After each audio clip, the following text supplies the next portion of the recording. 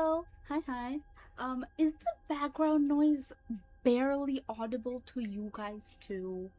Because I can't hear shit. Um,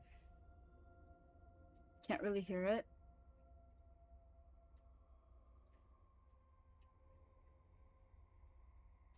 A 30. I'm trying not to uh, I don't know why I can't hear it. Is it because of... Shouldn't be. Wait, hold on. Let me try something. There we go. No fucking wonder. Ugh. It's so annoying. Wait, hold on. Properties. This is not. Hold on.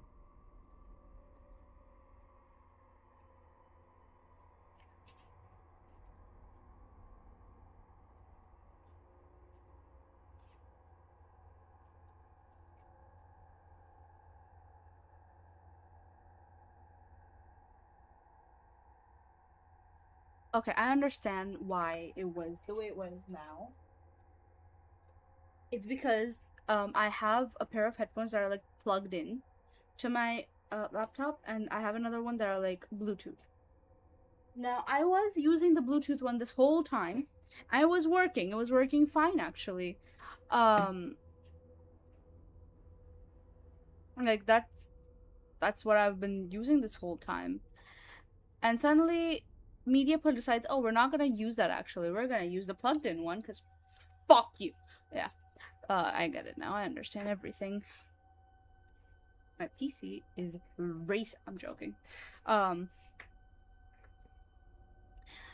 but hello. Hi. Let me go through chat real quick. Hello, Donna. Hello, Ellen Joe Best Girl. Hello, the duck. Um, Tell me if it gets too loud for you guys, by the way. Literally sat here waiting like a puppy. Fascinating. Congratulations on first July. Congratulations on second Aries. Hello, Raven. Hi, Aries. Hello, Sleepy Phoenix. Sorry for the intrusion. That's okay. Hi. Hello, Winter. Hi, Fridge. Fuck you. Um. Also, Donut. If you see the push-ups from like the previous stream, could you refund those? The ones by JK. Thanks. Um. Clanker, I don't even stream them. Okay, man. I'm gonna start biting on God. Hello there, how's it go? Was that my model? It was your model. I have your model on the slideshow. Um, Hi Aries. Hi Rat Satan. So I was going into the wrong place. Yes, it was. Oh yeah, that reminds me of him. Did you like the plague model? I did. I did see it. It was so cool. Okay, I'm here. I can pay attention now. Hi, hi. Um, Duck, are you okay over on YouTube there? You doing good? Hope you're okay. I hope you're taking care. Um,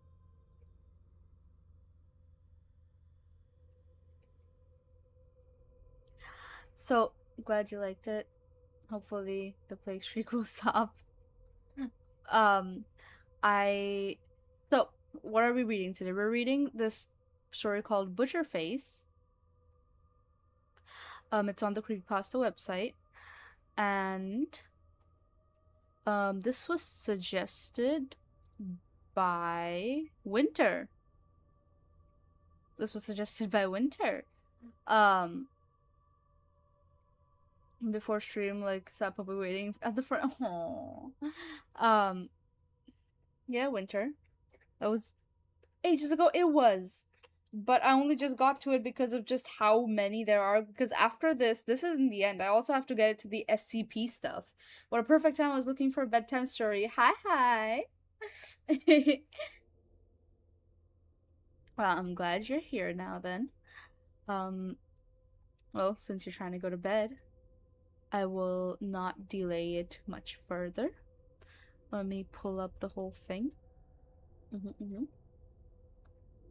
Window capture.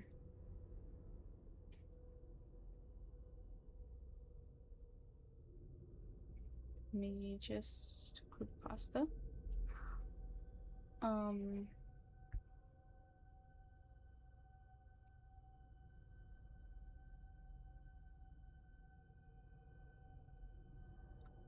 make sure it's correctly positioned.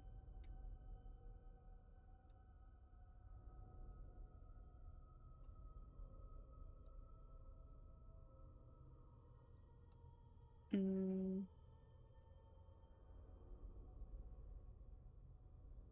there we go.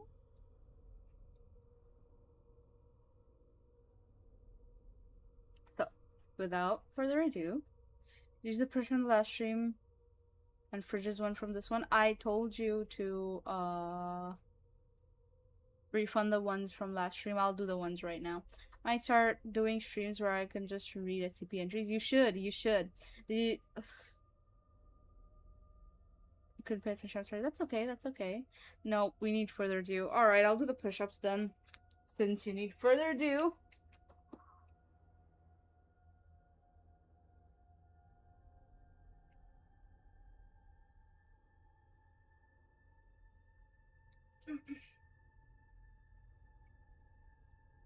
One, two, three, four, five, six, seven, 8, 9, 10. Okay. There you go.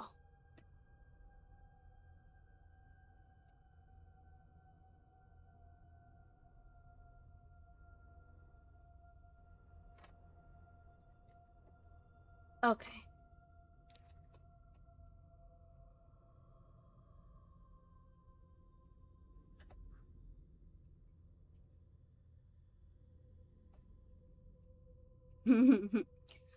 What are the tags today? Investigations and crimes, deaths, murders, and disappearances. Uh, is this like a one full tag of deaths, murders, and disappearances? Psychological horror, strange and unexplained, suspense and thrillers, crimes, deaths, investigations, murders, mysteries, suspense. It's got everything, bro. 181 minutes of reading. Liar. Okay.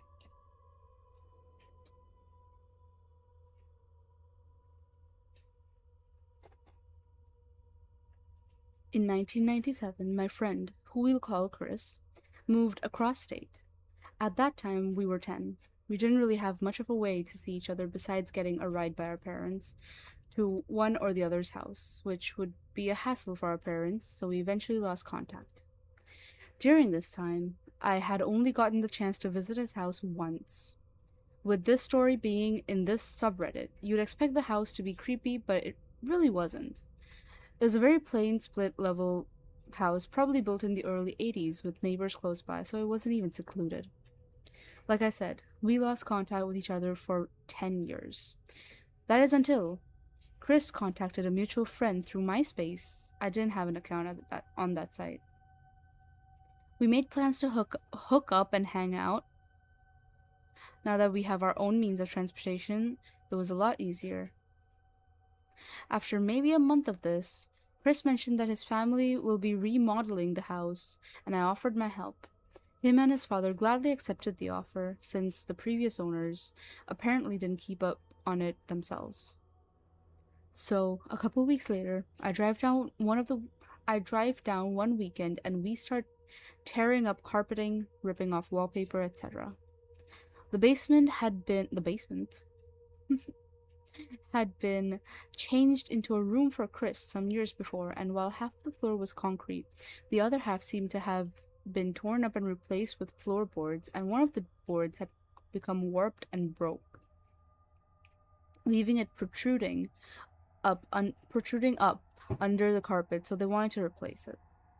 We tore the carpet up and started ripping out the floorboards when we found what looked like a hole dug about 5 feet into the ground under the floor. Chris jumped down there, thinking he could get better leverage to tear up the boards when he said something was down there. His father got a flashlight and we jumped. What the fuck? Oh, okay. Sounds too loud.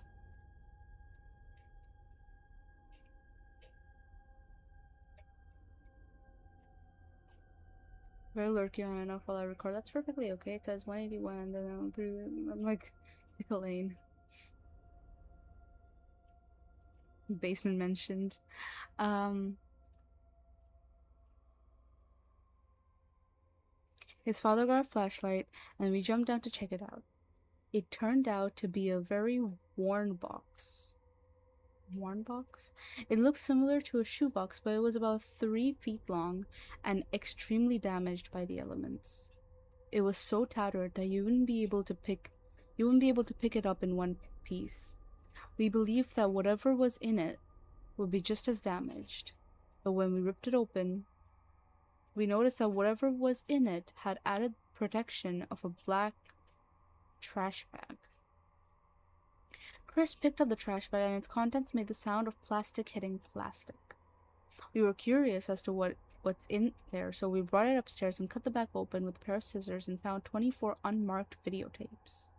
Me and Chris were curious as to what was on them, but his father claimed that they were most likely somebody's old bootleg collection, and if we're still curious, we should check them out later after we were done for the day. Since the plan was for me to stay the night and help them out the next day and leave that Sunday night, we decided to watch them that night. Since Chris's father was tired and didn't really care what was on the tapes, he went to bed a little early that night. So we pulled their old VCR from their attic, hooked it up to the TV in Chris's room, and took one of the tapes out of the bag and slipped it in. The tapes certainly weren't bootlegged movies like Chris's father believed. They were the home movies of an unknown man we eventually began to call Butcherface. There was seemingly no flow from one scene to the next. It was like he would just film something random from what was usually just a couple minutes, then put the camera away for God knows how long until he found something else that interested him. Most of the footage was random footage like him turning on the camera facing a chair. He would walk out from behind the camera to the chair, push it over to the floor, walk back to the camera, and turn it off. Or him playing with a random spider, which he would talk to in a low, childlike voice. Then end the tape with him squashing it. Or him just filming down at his feet as he walks while deeply breathing. The one thing that always stuck out about all the footage is that on the few times that his face was shown, he was seen wearing what looked like a burlap sack tightly tied around his head with twine and 2 eye holes cut out. He was also a big guy, being easily over 6 feet tall with a decent build and some muscle, but not being buff. A lot of the footage was a lot more creepy and sinister. Some of the footage was him videotaping people leaving buildings and houses. He was obviously hiding somewhere across the street from these locations, and he was often breathing loudly. Even worse were the things he videotaped himself doing. One piece of footage showed him sitting at a table with a rat trapped in an empty large pickle jar. He unscrewed the pickle jar, took the rat out, slowly put his hand on its head, and started twisting it until it stopped screaming.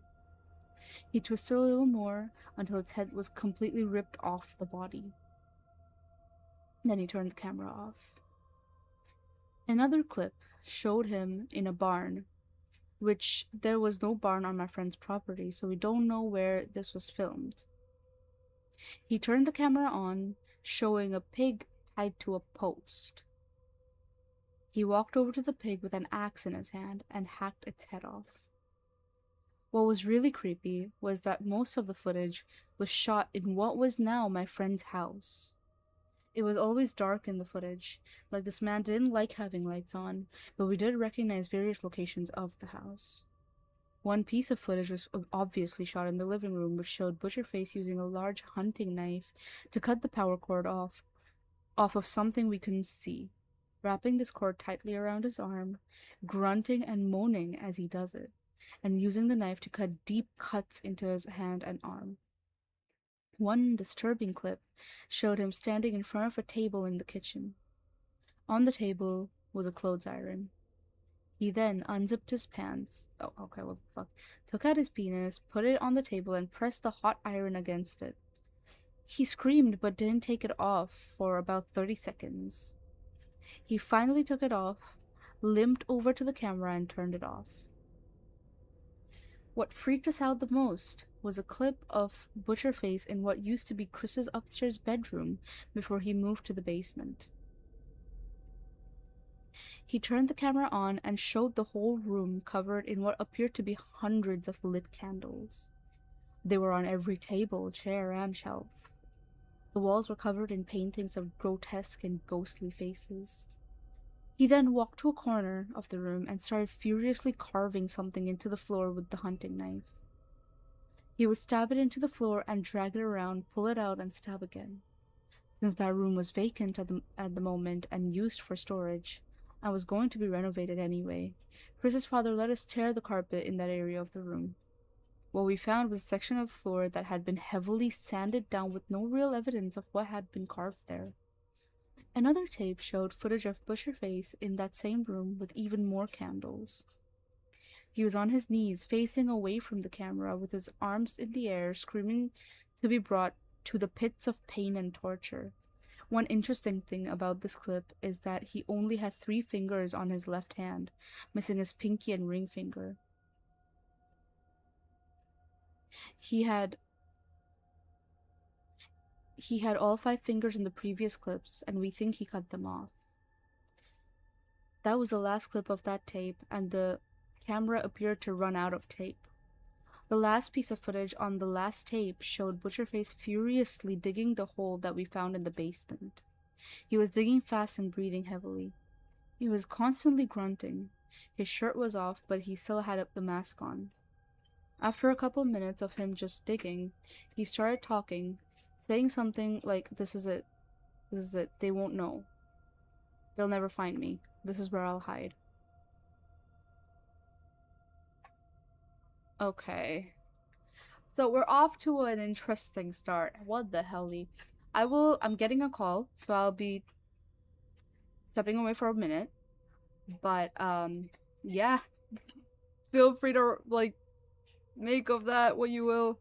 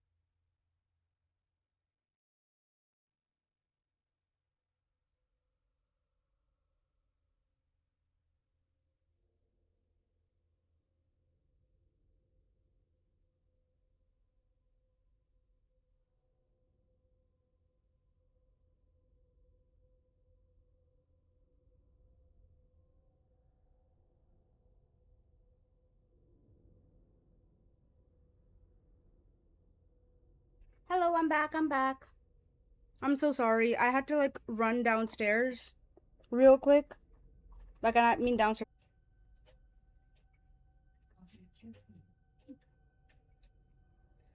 I had to go outside. I know, terrifying. Um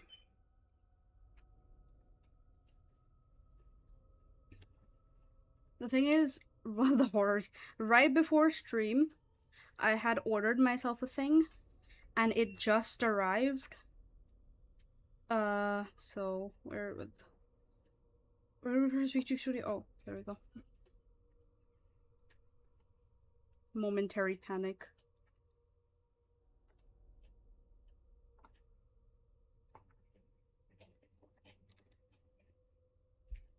There we go. Okay. Sorry, I do apologize. Also, hi, Bo. Welcome, welcome. In order when I was small. Wait. Be a long bedtime story. This might start doing streams when I just read SCP stories. You should. Like, reading streams are quite fun. Them in order when I was small. Funnily enough, I never read SCP stories. My first interaction with something SCP was like, I watched someone play a game that was like SCP, I think. Something secret laboratory or something like that. And that was like my first exposure to like anything SCP. And I didn't know what it was at the time. So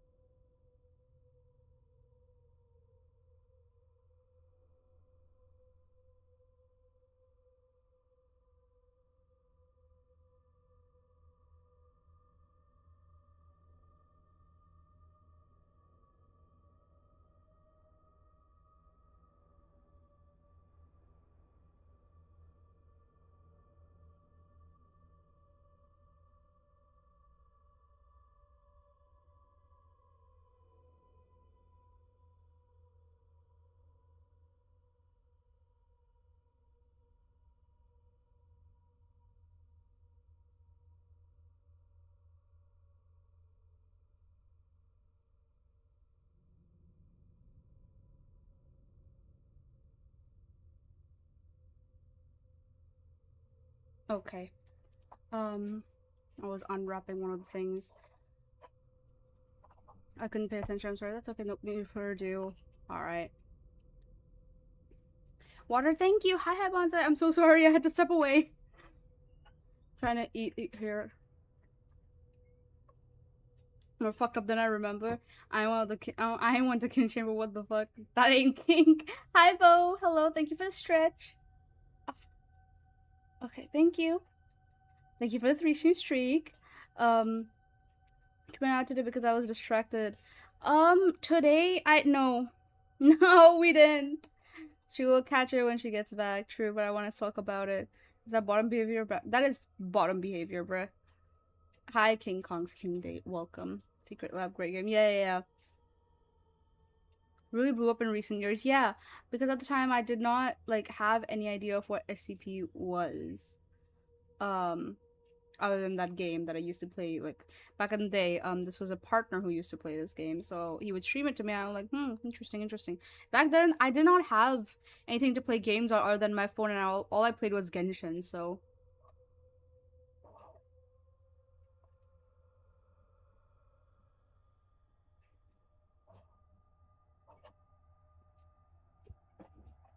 A bit more expressive? I know what you mean. On YouTube chat, I know what you mean.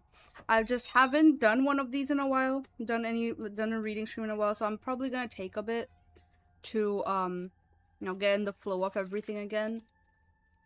But let's see, let's hope.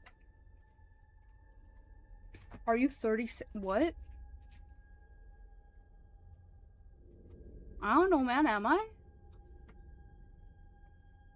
Digital week with going on or some shit. Bro, it's always the same with our Hello, Prince. Welcome, welcome. I play mobile. I still play mobile. Oh, you still do? I see, I see.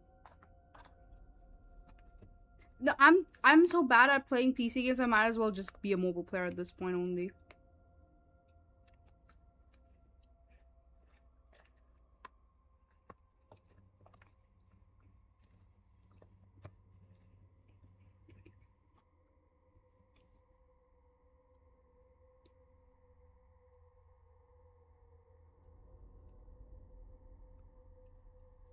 It's just edging with.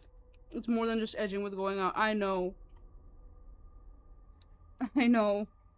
You see how I suffer on a daily basis, right? You see, you understand now, right?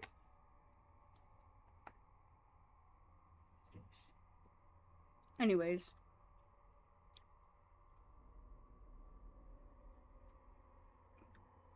going back.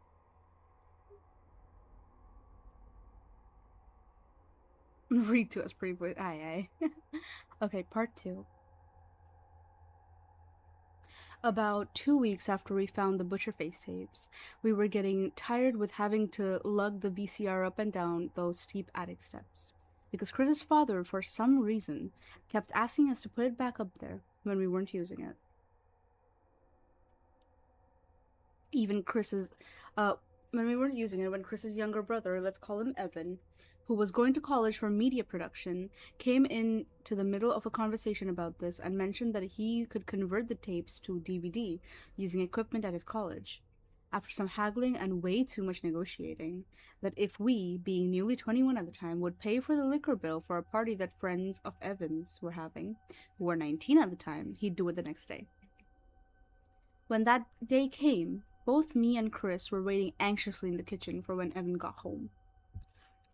When he finally walked in the door an hour later than he said he'd be back, he was looking extremely pale.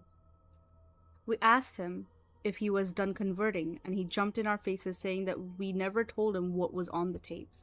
Apparently, he didn't actually hear what we were talking about and only heard that we wanted some tapes converted, and he thought they were more like old family recordings at Christmas or birthday videos. We calmed him down and asked him if he converted the tapes. He said no and quickly left the room. We were disappointed and started talking about what to do next when Evan came back into the room with his father behind him. After talking about what was on the tapes, Evan retrieved them from his car, and the four of us watched every one of the 24 tapes together. After the last tape was finished, this is it. This is it. They won't know. They'll never find me. This is where I'll hide. Chris's father's face was just as pale as Evan's was earlier. He leaned back in his chair and said, "That was creepy." An hour of talking that night ended with us wanting to know who was on the tapes.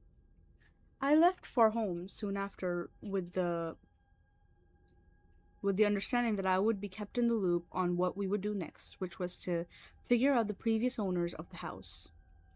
A couple days later from there, I got a phone call from Chris saying it took them a little while. They found nothing on the county website, but they found some history on the house at the town library. On something called a reverse directory about a previous owner who had it in the mid 80s. After a few unanswered phone calls, we decided to visit these people in person. So that Friday, me, Chris, and his father drove to their house and knocked on the door, only to be greeted by two 80-something-year-old women. Chris's father told them that his family was living in their old house and asked if we could ask them some questions about it. They refused to let us in their house, but they did tell us about the house. It turned out that both of them were sisters. Their first names were Shirley and Louise. And Louise turned out to be the former owner of the house, but never lived in it. Apparently, her and her husband bought the house and were planning to add some new wiring and plumbing before moving in, but her husband had a severe stroke not too long after buying it and eventually died. With the combination of hospital and funerary bills, Louise couldn't afford fixing up and moving into the house and moved in with her sister instead. But she did mention that during that time the house was known to be home to a fair number of homeless people who would be regularly chased off the property. We also asked if either of them had a son, and they both said no. We left there with not too many answers.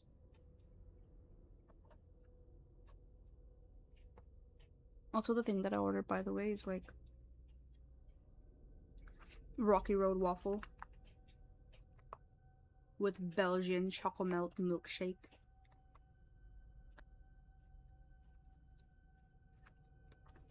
Dude, I'm having a great time.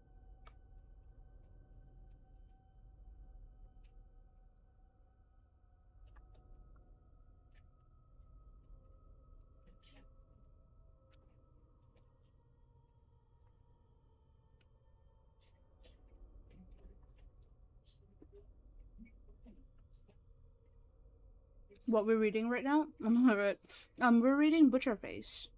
This is a creepypasta. Donna, could you do me a favor? And could you uh link this creepypasta? It's on the suggestions forum on the server. Could you link it in chat and like pin it? And like write at the first, like this is what we're reading, currently reading, or something like that, you know? Please and thank you. Probably kidding. I'm bad at playing first person shooters too. They're getting me dizzy for some reason. Also, hi Laughing Suck. Welcome, welcome. How's your day been? My day's been okay. My day's been very good actually. I've been hanging out with my sister a lot today. That's kind of why I had to like delay, because me and my sister don't get to hang out.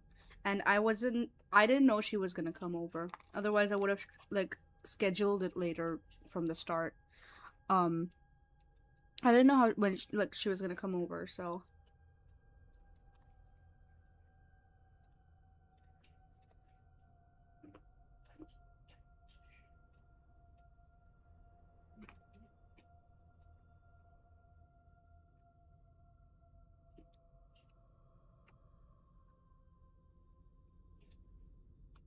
I got Burger King. Burger King is really good.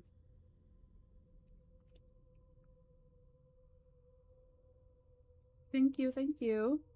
My family marriage Vince's jump scare. Basically Vince's jump scare. Yes. Hope she is well. She is okay.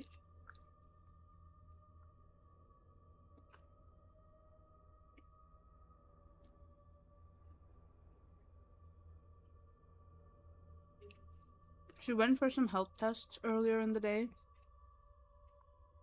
with mom. Directly came here after that. We watched Lemonade Mouth. And then we watched a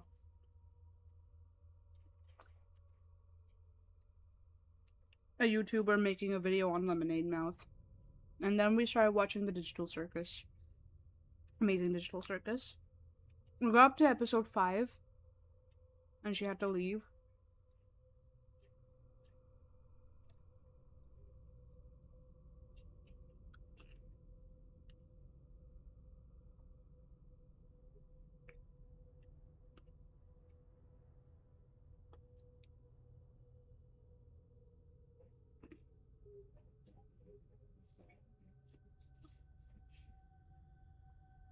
Oh, hi, JK.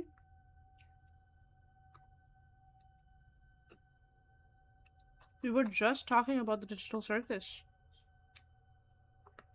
Amazing Digital Circus. Me and my sister were watching it. We got up to episode 5 and she had to leave. But we shall be continuing it at another time. I am very excited.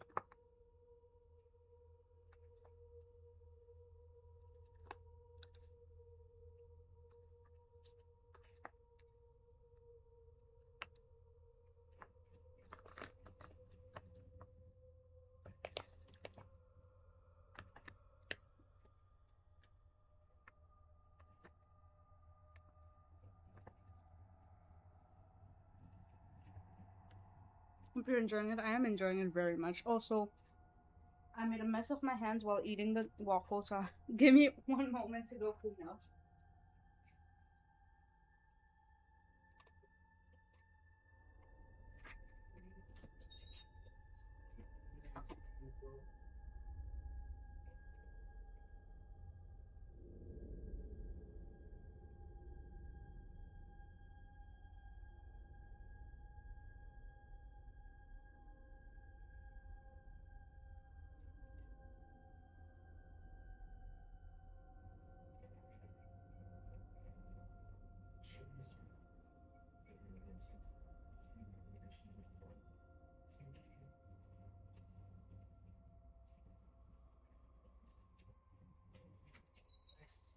Okay, I'm back.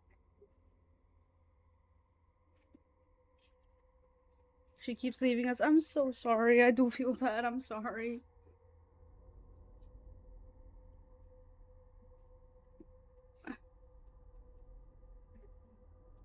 Anyways, moving on.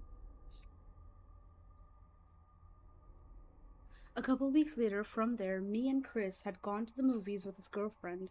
I think he was trying to get his mind off the tapes because I could tell that he was still creeped out.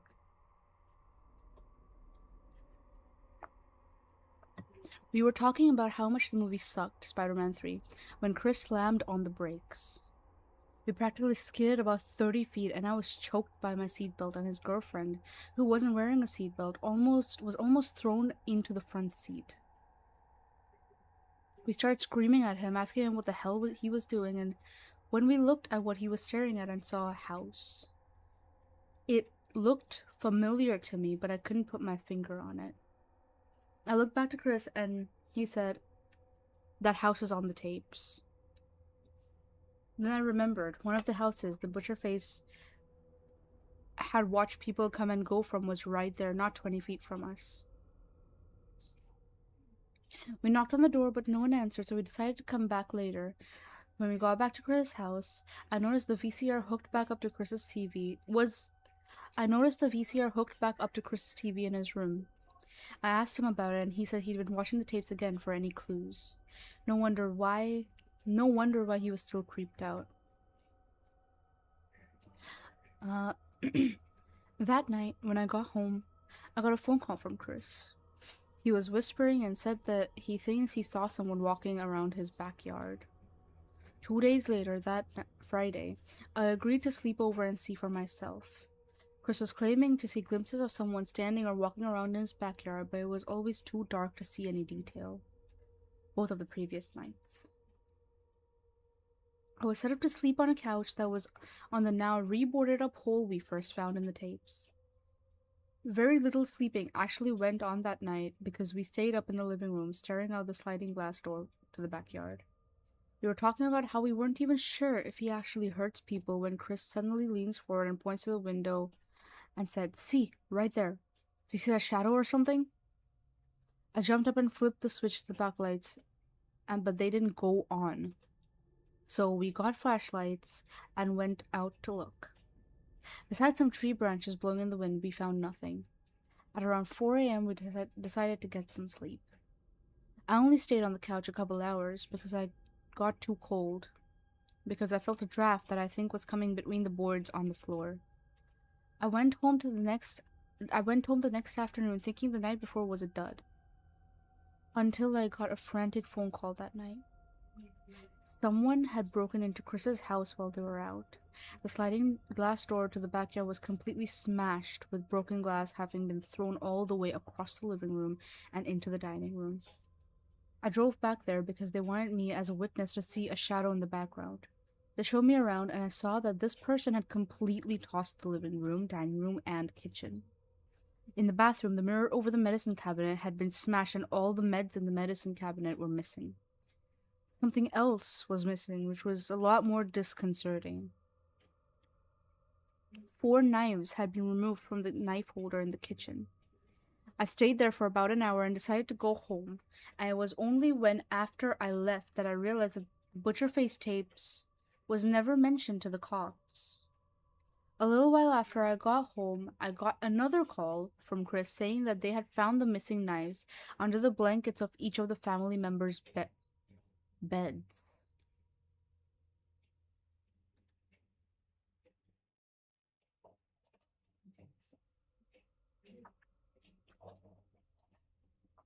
What the fuck?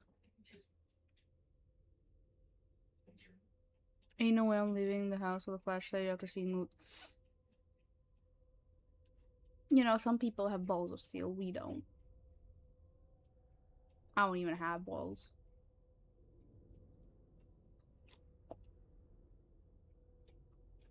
That weekend, Chris and his father decided to look around the house more thoroughly to see if Butcherface had left any other clues to his former presence in the house. I came over to help, and the only room they said they've never thoroughly looked around in since getting the house was the attic. So we decided to start there. It didn't take long to find anything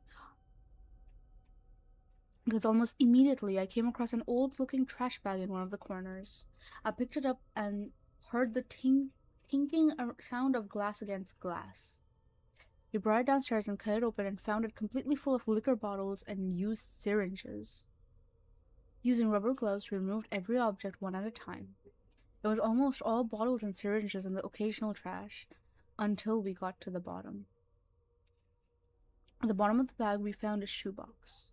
It was stained and worn. We couldn't even see the brand of shoe that used to be in it. We carefully took it out and removed the top, which seemed to have been glued closed. Inside was a series of papers and photos. The photos were pretty disturbing. One was a close-up of a hand covered in pins, those ones with the long point and the tiny ball of color plastic at one end. Oh, there were so many of them that it looked like a porcupine. Another one had a presumably dead dog lying on the ground. All we could really see of its surroundings was the dirt of the ground. Behind it was too dark. We assume it was dead because it was missing half its face.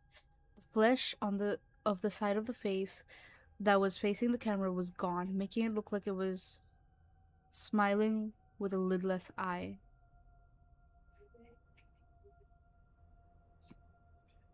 There were a lot more pictures, including a cow with blood on its mouth, a very pale looking foot, various 90s and 80s era toys, a collection of knives, a hand and arm painted multiple colors like patchwork, and a close up of an eyeball. The papers were pretty freaky as well. They were a combination of drawings and writings. Most of the writings were what seemed like a wish list of murder, listing practically every way imaginable how to kill people. Others seemed to be random thoughts like how he accidentally pissed his pants while at the movies, or how he has an infectious evil and that he'll spread that to his disciples. Some of the drawings were pretty similar to the ones seen on some of the tapes on the walls in Chris's old room. Others were more detailed and showed corpses of various states of decay and of strange creatures. They were humanoid, but they all had a demonic look to them, with many of them shown standing on all fours. One thing that showed up often was a strange symbol. It looked like this letter C, with the gap of the C pointing down, with a V laid on top of it. When we got to the bottom of the box, we found another tape, one that we'll never get to watch because it was completely coated in candle wax. Running out of clues, we decided to revisit the old women who owned the house in the 80s again. It had been almost 2 months since we last visited them, and we grew to realize that their story didn't quite make sense. For instance, Louise claimed to have given up on the house, yet on the tapes we could see that the house had power. Why would she have continued paying the power bill if she didn't want the house?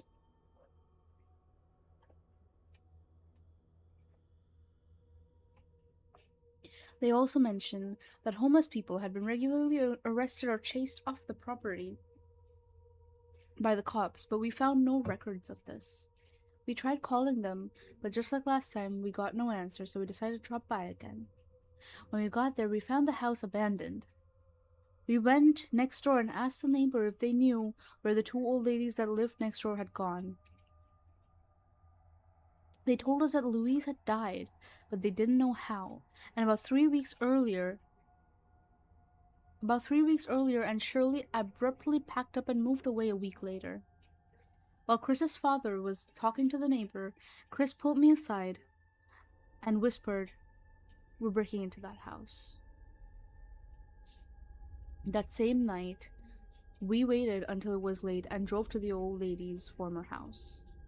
We had never broken into a house before in our lives, and we were dressed in the stereotypical burglar outfit, black shirt and pants with a black hockey mask. I know, stupid. When we got to the house, we were so nervous that we didn't even leave the car for a good 45 minutes. When we felt assured that the neighbors were asleep, that the neighborhood was asleep, we got out of the car and crept into the backyard and to the back door. We looked into the window and on the we looked into the window on the door, but it was too dark to see anything. I took my shirt off and put it up against the window and gave it a punch, breaking the glass. It felt surprisingly loud, been but that could have been because it was so quiet. And the neighbors never woke up, so I guess it really wasn't that loud. I reached in through the hole of the glass and unlatched the door. Then we had a whispered fight over who will go in first. It actually got down to a game of rock, paper, scissors, which I won, so Chris went in first. We crept in, hunched over, and I closed the door behind me, accidentally slamming it, giving Chris a good jump that we couldn't help laughing over. We snuck around the house with our flashlights shining over the walls. As a side note, I really don't see how much they really would have fixed up Chris's house when they had it because this one looked like crap. The wallpaper was probably older than me and Chris combined.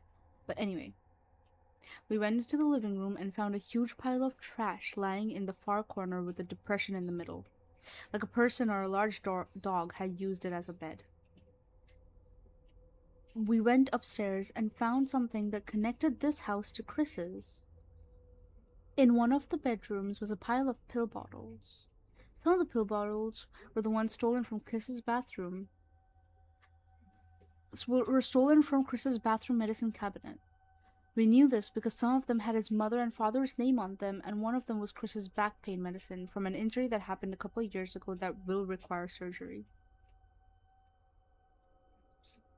That was all we needed to see, so we booked it back down the stairs and to the door, and when we got to the door, I jumped back, knocking both me and Chris down. On the inside of the back door was the CV symbol from Butcherface's notes. After we got back to the car, Chris said something that creeped the both of us out. If Butcherface really is living in that house, he probably wasn't there because he was staking out Chris's house right now. This is the image.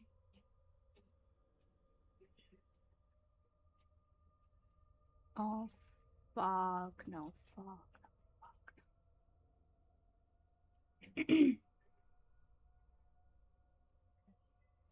This is where the hammer lives near the bed. That's... fuck, no. Mm-mm.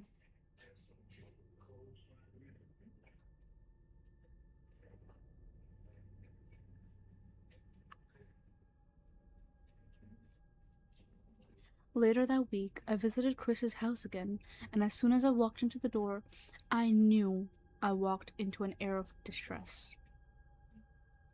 Chris's mother and brother were pacing back and forth in the living room, looking out the window into the backyard. I walked in and asked what was going on, and looked out the window and saw Chris and his father in the backyard screaming at each other, and behind them was a large bonfire that was almost nothing more than cinders. Chris's mother said their dog, Brackett, had gone missing but didn't say anything else. I opened the now replaced sliding glass door and walked out to meet them. As soon as Chris's father saw me, he became even angrier. Chris met me halfway to the fire and said I had to tell them that we broke into that house. I asked why, and he said that he thinks that Butcherface took their dog as payback for breaking into his home. I asked what was on the fire, and Chris told me that what his father was burning was Butcherface's notes, photos, and tapes. Everything had been burnt to ashes. During this, his father had walked up behind him and said, I'm ending this right now. I'm burning everything so you guys can't get into any more trouble. As he said this, he continued past us and into the back door of his garage and came back with a shovel, adding, and I'm burying the ashes to put this to rest for good, and started digging a hole at the back of his yard close to the woods. Chris pulled me back into the house and started talking about all of this was unfair, how his father could just burn the tapes like that. They were so close to figuring out who Butcherface was, etc. Then his mother called for us from upstairs. We came up and she pointed to the door to his father. Pointed out the door to his father, who had stopped digging and was looking into the hole he had dug so far. We walked outside and crossed the yard to the hole that his father was still looking into. When we got to it, we realized why he was frozen there. Because just a couple feet into the hole was, after more digging, turned out to be over 30 skeletons of cats, dogs, and other animals. This is when we started calling him Butcherface.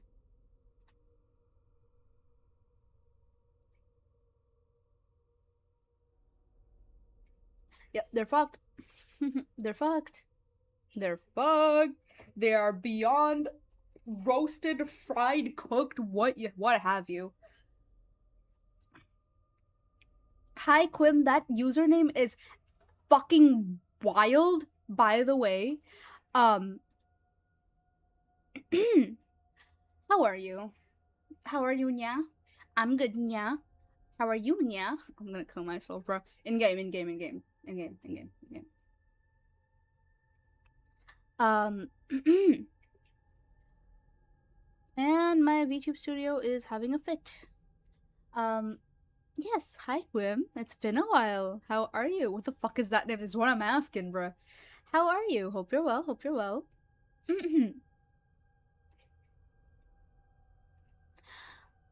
Yeah, we are reading a creepy story. Why are you awake?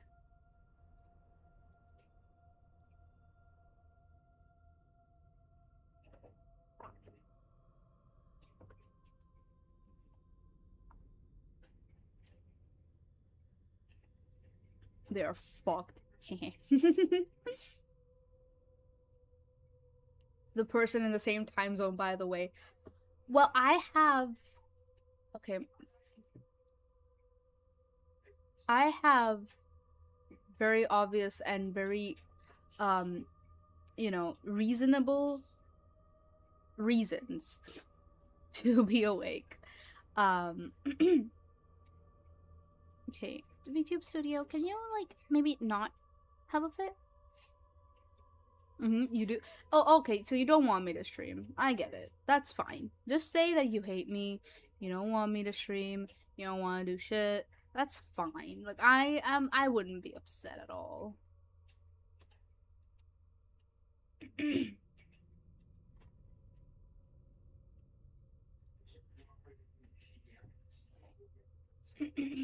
Missing me, friend. Unpacking, shifting homes? Where are you going?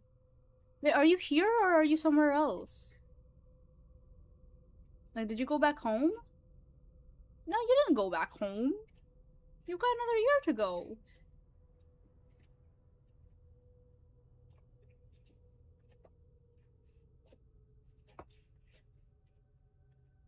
What's going on, dude?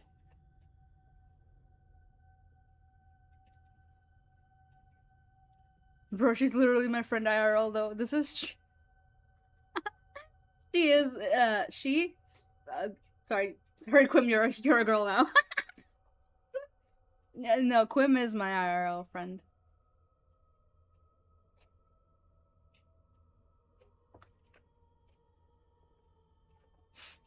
Quim is a university friend of mine.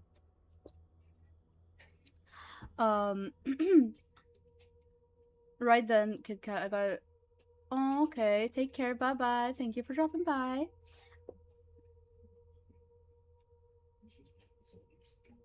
I'm here. We'll go back on 29th. Oh, bro, we gotta meet up. We gotta meet up. If you're leaving on 29th, we gotta meet up. I mean, you're coming back anyways. Got a whole year. It's fine.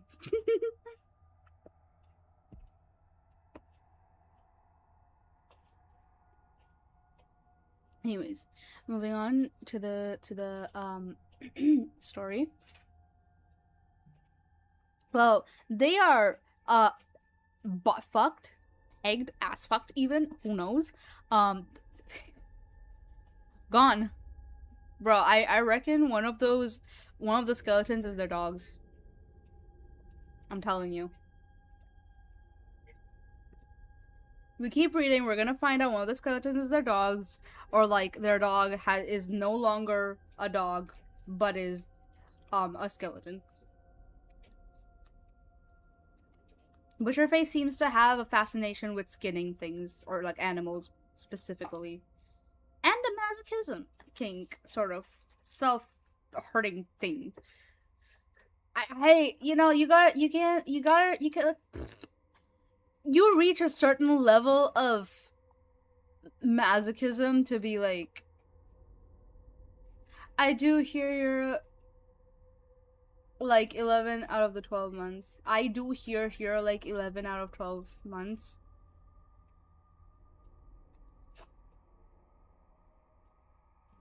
I'm sure you do hear 11 out of 12 months.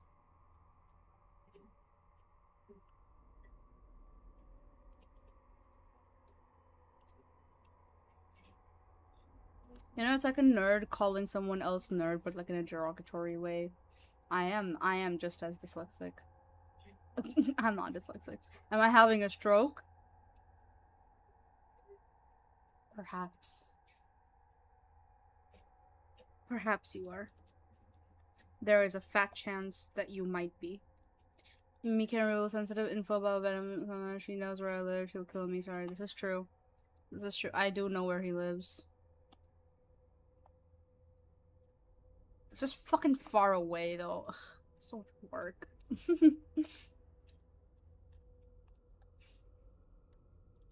Stay safe, King. Safe? From me? Ha ha ha.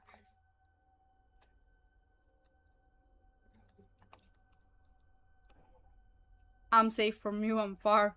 Not for long. Not for long. He's fucked. Terribly. Nah, I can't do too much to him, man. Like, he's got the girlfriend shield. Like, I like his girlfriend, so, I can't beat up the guy because I respect his girlfriend and that's her job. But,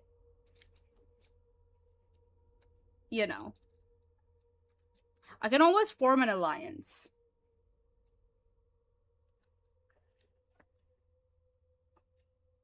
That is an option.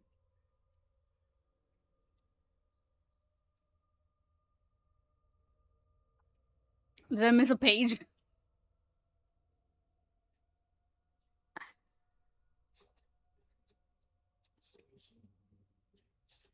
Moving on with the story. Part 3. After Chris's father burned Butcherface media, including the art, photos, and tapes, I think everyone, including me, hoped that Chris would let it go. I know I was willing to let it go.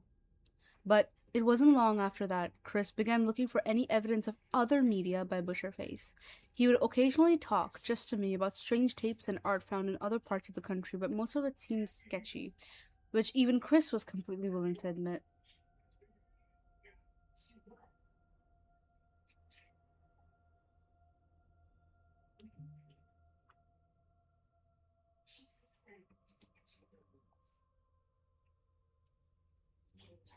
My attitude began to change about looking into Butcherface around this time when I was sitting at my desk and caught myself absent-mindedly drawing Butcherface's CV symbol on a piece of paper I was supposed to be drawing Batman on, which was a different story altogether.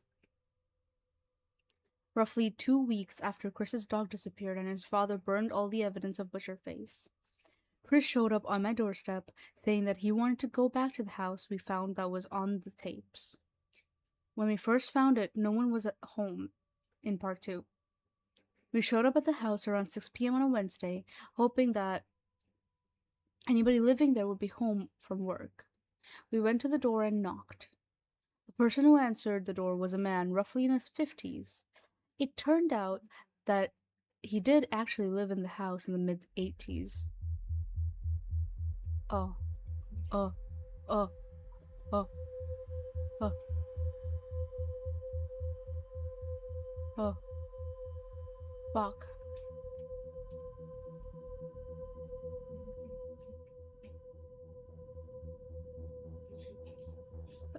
Jump scared me, bruh. It's only gonna get louder. I'm gonna turn this down. You about to get got, little missy. Page who? Hi, Bonsai. Welcome back. My wifey protecting me. You have a shield. In my life, I have a shield to protect me from the vicious fangs of this lethal kitty.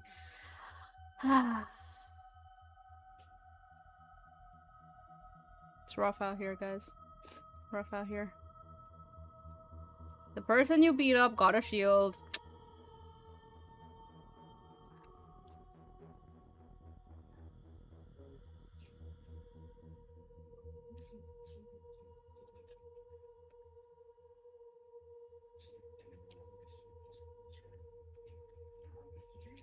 It turned out that he did actually live in the house in the mid-80s, when we believed the tapes were shot. We told him about the tapes and how his house was on them and asked if anything strange had happened around that time. He said that they had nothing like what was on the tapes, but there was a point where they realized that someone had been living in their shed in the backyard. The shed had since been torn down, but he did remember that there was a carving left on the doorframe. We asked him what it was, and he pulled out a pad of paper and drew the CV symbol. The very next day, Chris's mother was walking around in their backyard and came across their dog. He had been ripped weeks earlier. The cops had been called, and they were finally told about Butcherface. Since Chris's father had burned everything, they really had no evidence that the dog had been killed by a person and labeled it an animal mauling. Great going, Dad.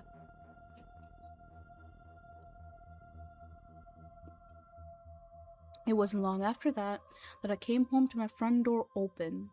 I walked up to the front steps and saw that the door had swung open, only hanging on one hinge. It being dark out, I flipped the light switch just inside the door and it didn't come on. I went around the house to the shed in the backyard and grabbed the most menacing thing I could that was near the door, which was a pitchfork. Going back to the front door, I pulled out my cell phone and called 911. After making the call, I cautiously entered the house, making sure the pitchfork was in front of me. I crept up the stairs and got to the nearest light switch and flipped it. But this one wasn't working either. I came to the conclusion that the power was cut. Using my cell phone as a flashlight, I got a look at the damage done. The leather couch had been slashed open with many cuts, and the filling pulled out, and the glass door on the kitchen cabinet had been smashed. More than half the liquor bottles in the liquor cabinet were missing, and the medicine in the medicine cabinet was gone. It all seemed very familiar. I mean, even my 13-year-old dog's arthritis pills were taken. Speaking of the dog, Drake.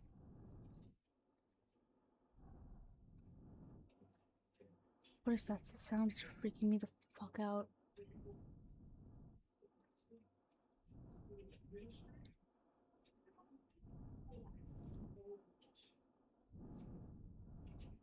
Sounds like breathing, bro. Fuck this shit.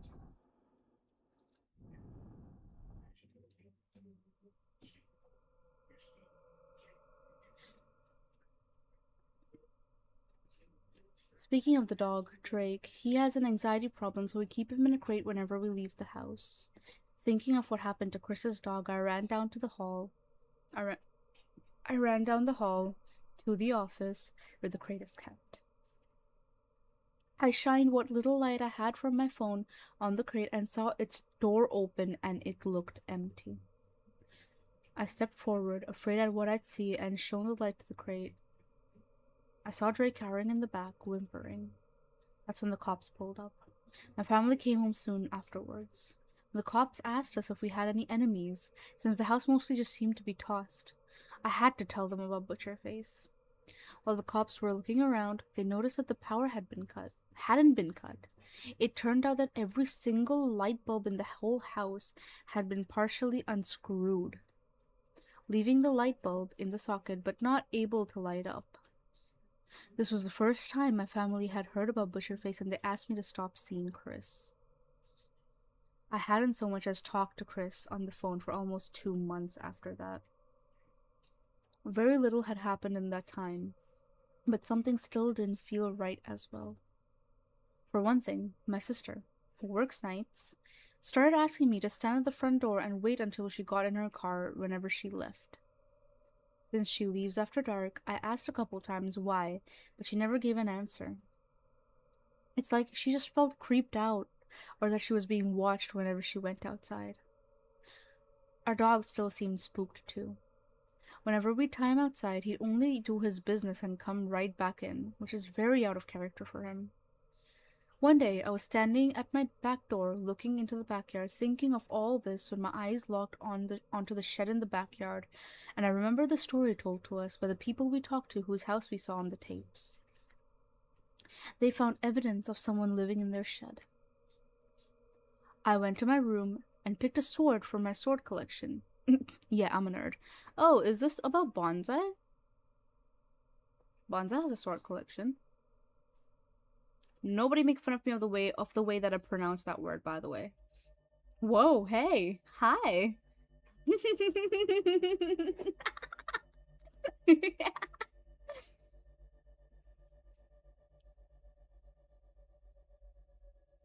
That's me scratching at your window. Let me in. It's cold out here.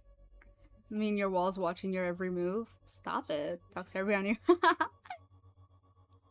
Swords are cool. Swords are cool. Oh, hey, what do you mean? I know Bonza has a sword collection. I'm pretty sure Ken has a katana collection. I think. Not sure if he's here though, but I'm pretty sure he has one, or he's talked about it at least. Swords are just cool. Swords are cool. Like hold it to my neck or something. I don't know. Yeah, meet up, please. Let's go. Is there someone behind you? It's not working, buddy. It's not working. It's not working. We're both victims, but somehow both safe at the same time. That's so funny.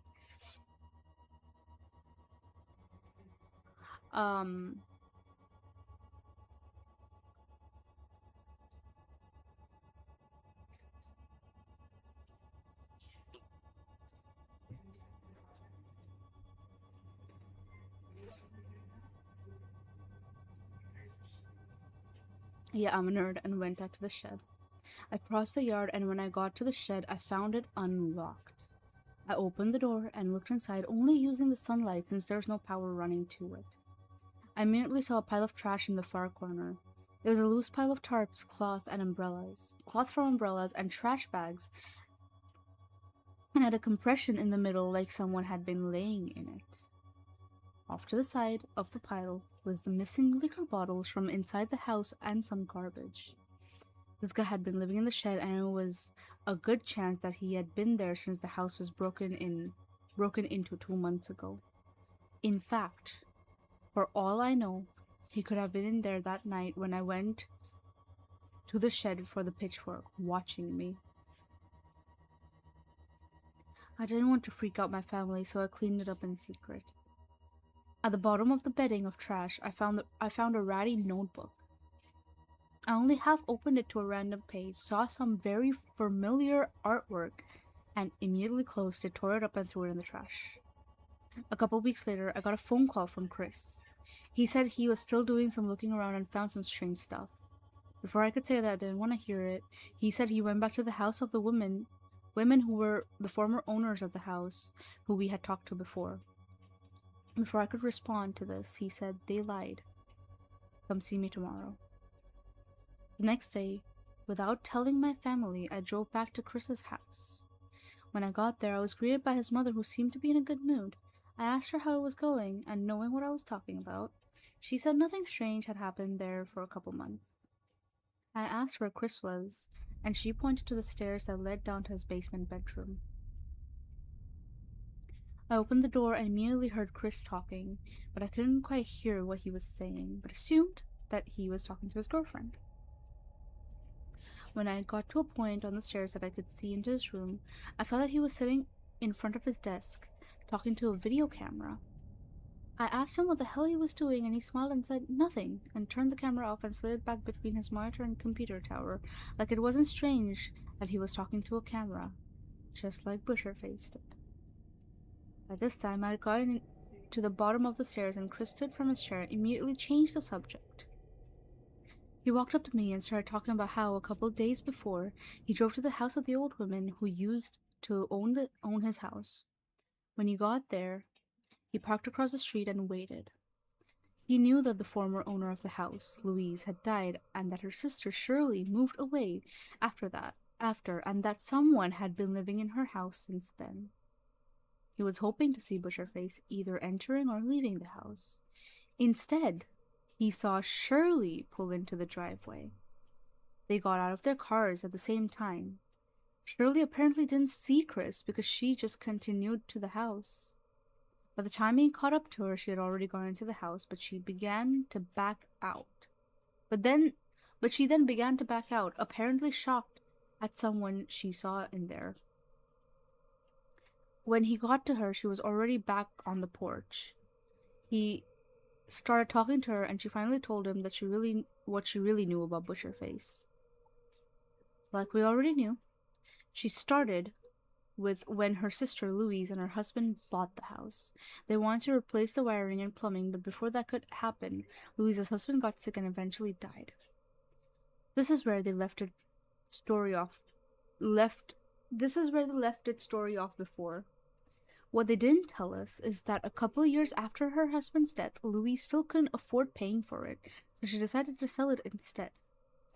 After it just sitting there for not too long, they thought it would be a relatively easy fix. So they, in their early 60s at the time, decided to fix it up themselves. When they arrived to check out the house for the first time, they found the house like it looks in the videos, with garbage everywhere and drawings on the walls with the burnt out candles everywhere, and a hole in the basement.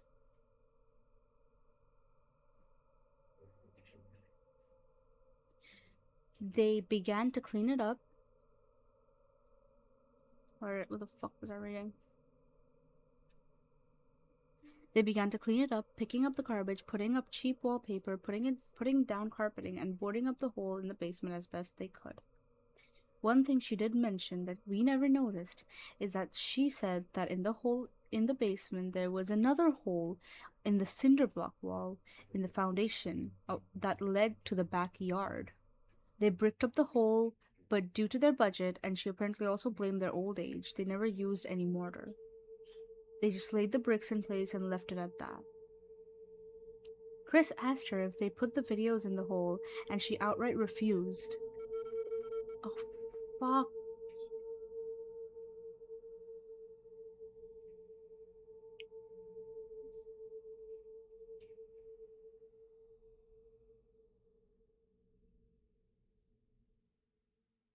I got 4 swords and 1 halberd. Ooh, that's sick. I'd love to have a sword just put up somewhere in my room. Like 2 of them are metal and the rest are plastic or wood. I'm gonna pick up them and send it for the server. Oh my fucking god.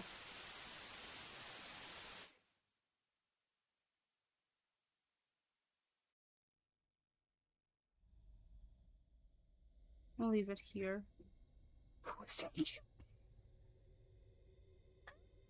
This happens every stream, lady. I'm sorry. Change playlist. I.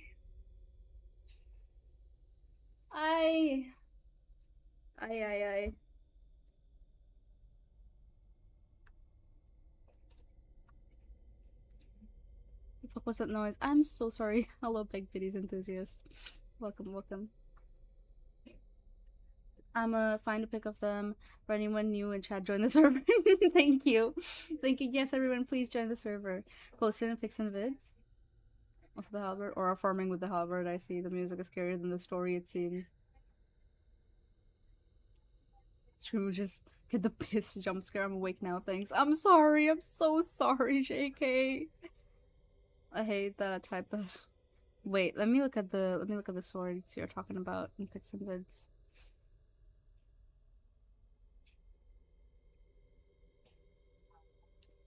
Ooh.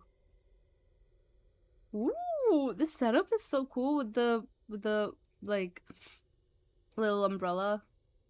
I don't know what they're called. The piano swords. That looks so good. Yeah, or a farming with the halberd. Yeah.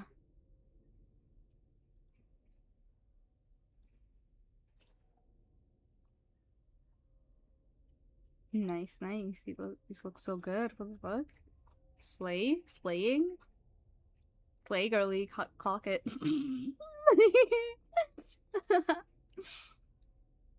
Drink some water, thank you. I'm gonna cost me more, but oh no, she's gonna get excited. What the fuck? Okay, and what if? Clock it, girl, slay!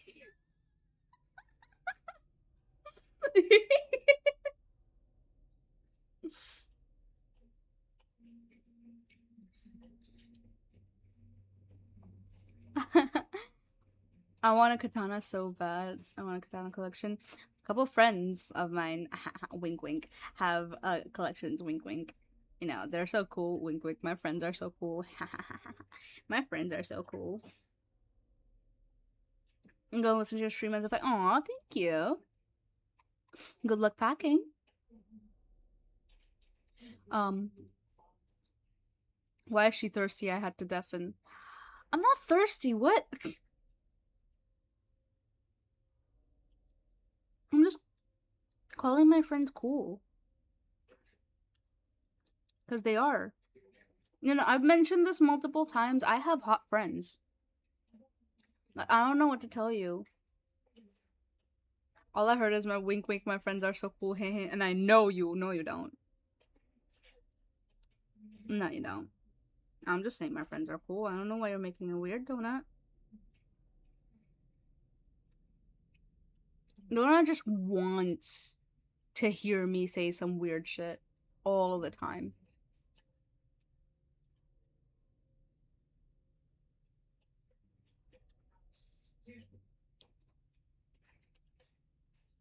But now I'm being framed. I don't think you are. I think this is a very fair assumption to make about you.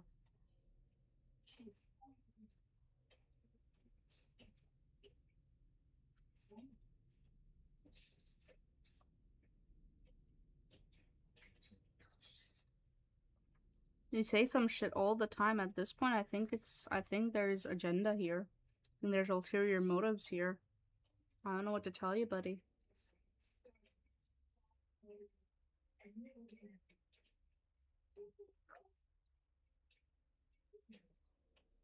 I have ways? No, you don't, you fucking bottom.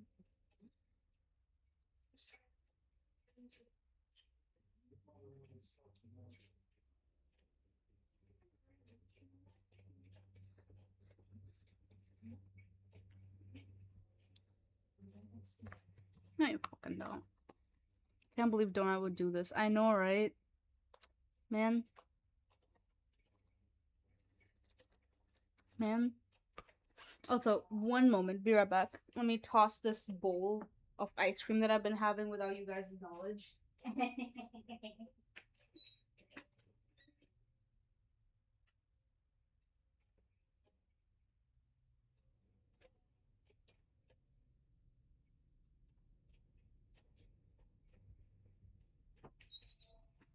I'm back.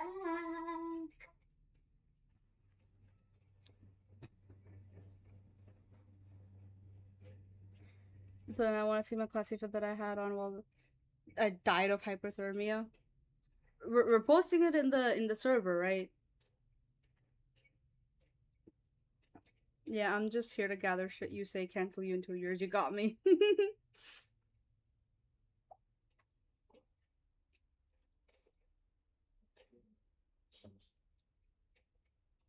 I am one of those hot friends. Pat pat.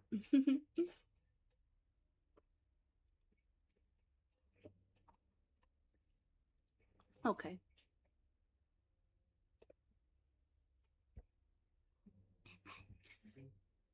When they arrived, oh, I just real quick.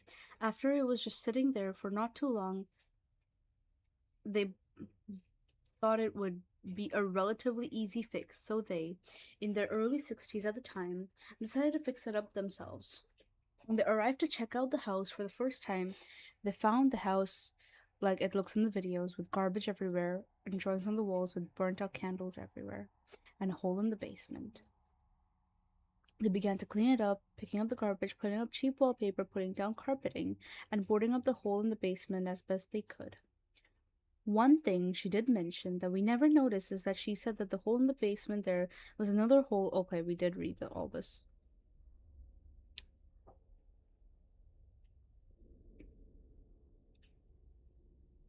Chris asked her if they put the videos in the hole and she outright refused. We determined that if anybody knew where that hole in the wall was, they could just remove the cinder blocks and get into the hole and do whatever they wanted there, like hiding some tapes. We went out to his backyard to see if this was true, and we did indeed find a patch of the cinder block wall where you could remove the blocks. They seemed to have fresh scrape marks, like they had been recently moved, but we couldn't be sure. Chris's and Louise's conversation continued with her telling him that while cleaning out the kitchen, they found a rectangular object wrapped in tin foil.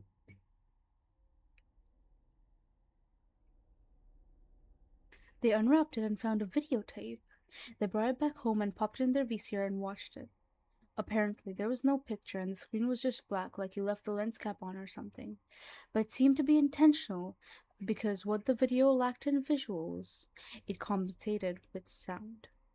He said she described it as rants and strange noises for the entire tape. He said she then ended their conversation and quickly walked back to her car, leaving her old house's door open and drove away. Chris then abruptly changed the subject by jumping back to his desk and pulling a folder out of a drawer and opening it up.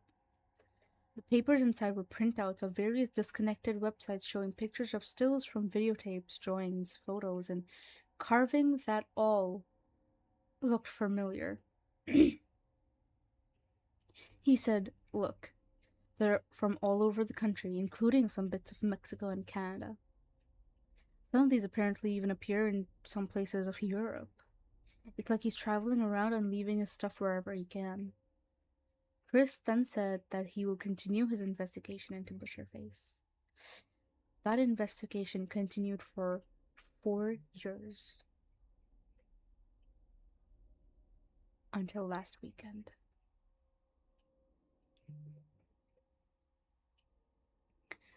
This is why I was gone for 3 days after writing part 1. I hate to make this sound cliched, but Chris became pretty obsessed with trying to find out who Butcherface was. His investigation was slow, finding the occasional picture or video.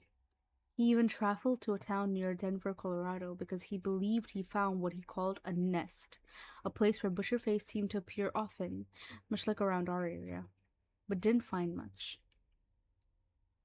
We were never really sure what was fueling Chris's interest in Butcherface, since he had no more of Butcherface's media anymore since his father burnt it all. Then, last week, we found where it was all coming from. I had come by because we were planning to see Transformers 3, but we never got to go. I pulled into his driveway at the same time as his girlfriend. We both got out of our cars and laughed at the coincidence of the both of us getting there at the same time and walked into his house. His family was working, so we just walked into the house and down the stairs to his room. We hung out for a little while, Chris and his girlfriend sitting on his bed, with me sitting at the desk. We were chit-chatting and I was spinning the chair I was in when I happened to notice a tape leaning against the speaker to his computer. I picked up the tape and asked him where it was, and he immediately got a "oh shit" look on his face. When his girlfriend got into the questioning, he finally broke down and admitted that it was the tape the old ladies had found in the house in the 80s. He said that when he talked to Shirley that time in front of her house, where she told him when they found the tape, she also gave the tape to him, and he chose to leave that part out of the story 4 years ago. This in when we knew he had a problem. We asked him to stop listening to the tape. We asked him to stop the search for Butcherface. It never led to anything good.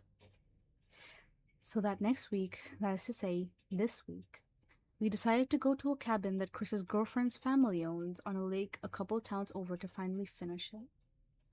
We didn't know how right we were. We arrived at the cabin in the afternoon of Monday. It was me, Chris, his girlfriend, and our friend Jessie, who was a mutual friend mentioned in part 1. We filled Jessie in on the whole Butcherface story as we knew it on the drive down.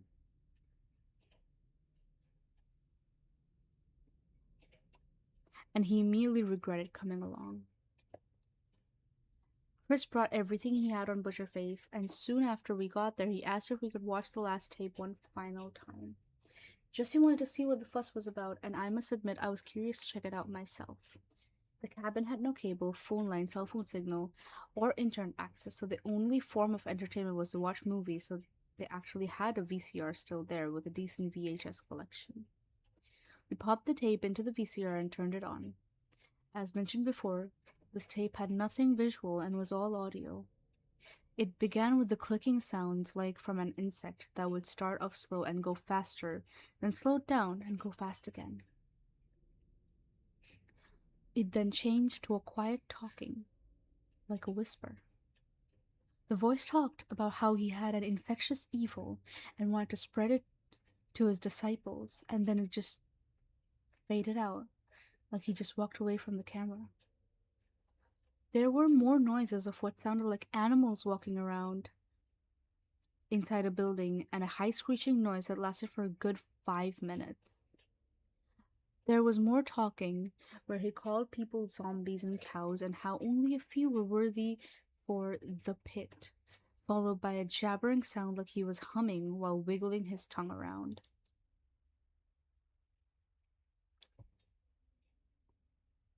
That night, we lit a bonfire, and Chris burned every note, picture, schematic, and the last tape he had about Butcherface. The next day, we spent most of the morning watching movies, regular movies, and then we went out for a rowboat and explored the lake for a couple hours. We got back and we hung out on the shore with some drinks. I must admit, it reminded me of that time I walked into Chris's house and I met his mother. She was in such a good mood after not having any problems with Butcherface anymore. It felt almost exactly like that. At one point, Chris's girlfriend came out and asked if any of us knew where her iPod was. She claimed that she left it in its docking bay, one of those ones with the speakers, which was also missing. She kept accusing us of hiding it from her. At this point, it was starting to get dark, and we began going back into the cabin one by one. I was the last one in, and I must admit I didn't close the door. Me, Chris, and his girlfriend were there in their room looking for the iPod and its docking station when Jesse, who was still out in the living room, yelled, "Holy fuck!" We ran out to the living room and he said he just saw a person run by the open door outside on all fours. Chris's girlfriend rushed to the door and slammed it shut and locked it. We stood still listening where this person could have gone when all of a sudden we started hearing loud noises coming from the front deck. It was random noises like a voice chattering, something like the grinding of a buzzsaw, sobbing, all in quick succession. We rushed to the door and peeked out the small window and saw Chris's girlfriend's iPod sitting on its docking bay, with a power cord going from it to a plug on the outside wall. Sitting on the railing to the deck. These sounds were coming from the iPod. Chris opened the door, ran out and grabbed the iPod off the docking bay and ran back into the cabin. He gave it to his girlfriend and told her to delete the file that was playing, effectively erasing every known piece of media we knew of by Butcherface. Me and Chris then ran to the door, opened it, and yelled that there was nothing left of any of his media we had. We destroyed every connection we had to him, and he had no reason to follow us anymore. It stayed quiet for the rest of the night, and we left that morning.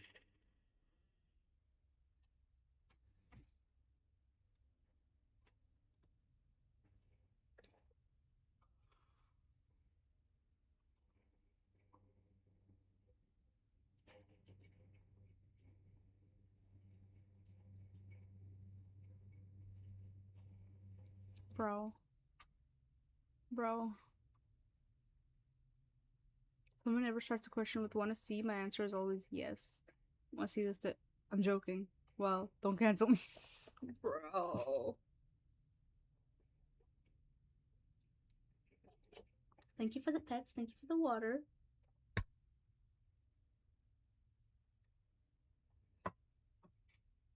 Mm. Thank you for the lyric. Thank you for the stretch. Thank you for the pets.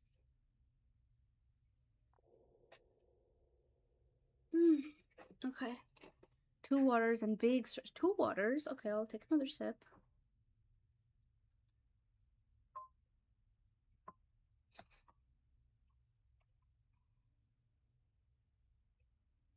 Chud. Yes, that is me. Hi. That would happen to be me.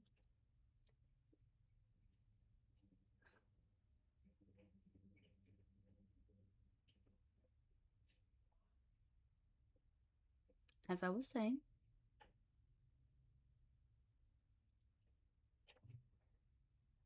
Also, Bonza, you said you were gonna post something. Why is it not on? Why do I not see it on Pics and Vids? What the fuck? Are you actively leaving me out of this so I can never see because you hate me? I see how it is.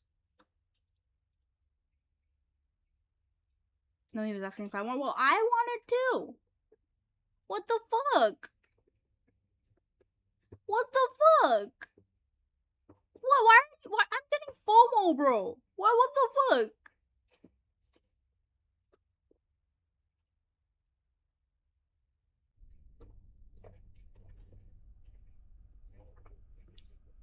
Yes.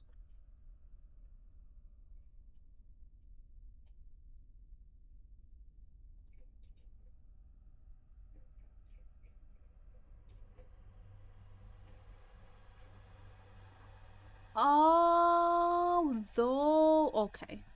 I'm not mad anymore.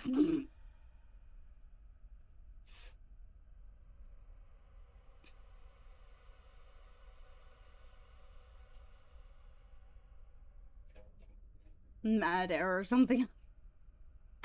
um.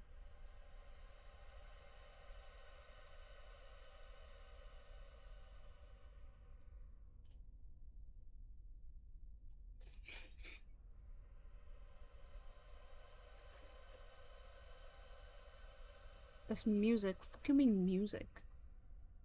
Me spooked and shit. That's the point. Moving on. During the drive home, we started thinking of some things. We now believe that Butcherface wanted us to find those tapes. Maybe not us per se, but someone.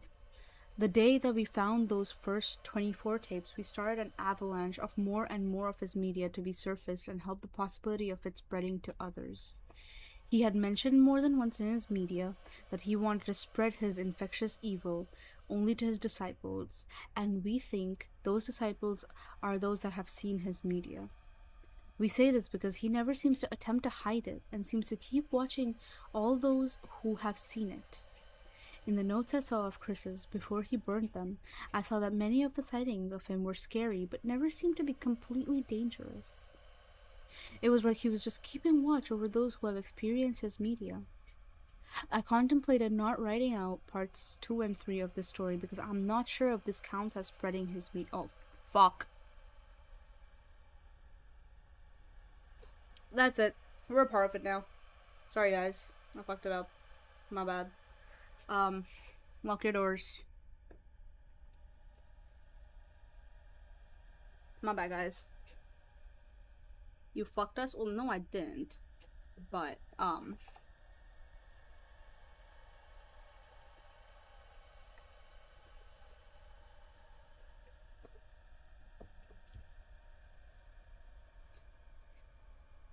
it's over for us. So over for us. Done. Gone. Over. We're doomed. Doomed, I say.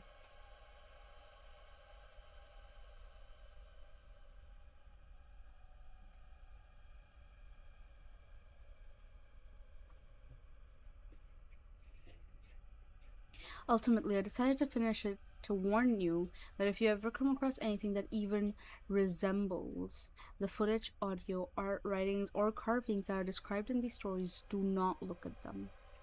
When we got back home, Chris decided to tell his family everything that had happened, including the tape that he had hidden from everyone else and our hypotheses as to who Butcherface is and what he's doing. Chris's brother Evans's face became pale, just as pale as the day he first saw the tapes. We asked what the matter was, and he said, "You know how I said I never converted the tapes to DVDs? Well, I lied. Apparently, he actually did do the conversion at his college after the day the house was broken into. The thing is that they disappeared, and he later learned that fellow students had taken them, thinking it was a cool school project, and made copies. From what we've heard, they've been handed down from person to person and copied, leading to countless duplicates. Bro, fuck no.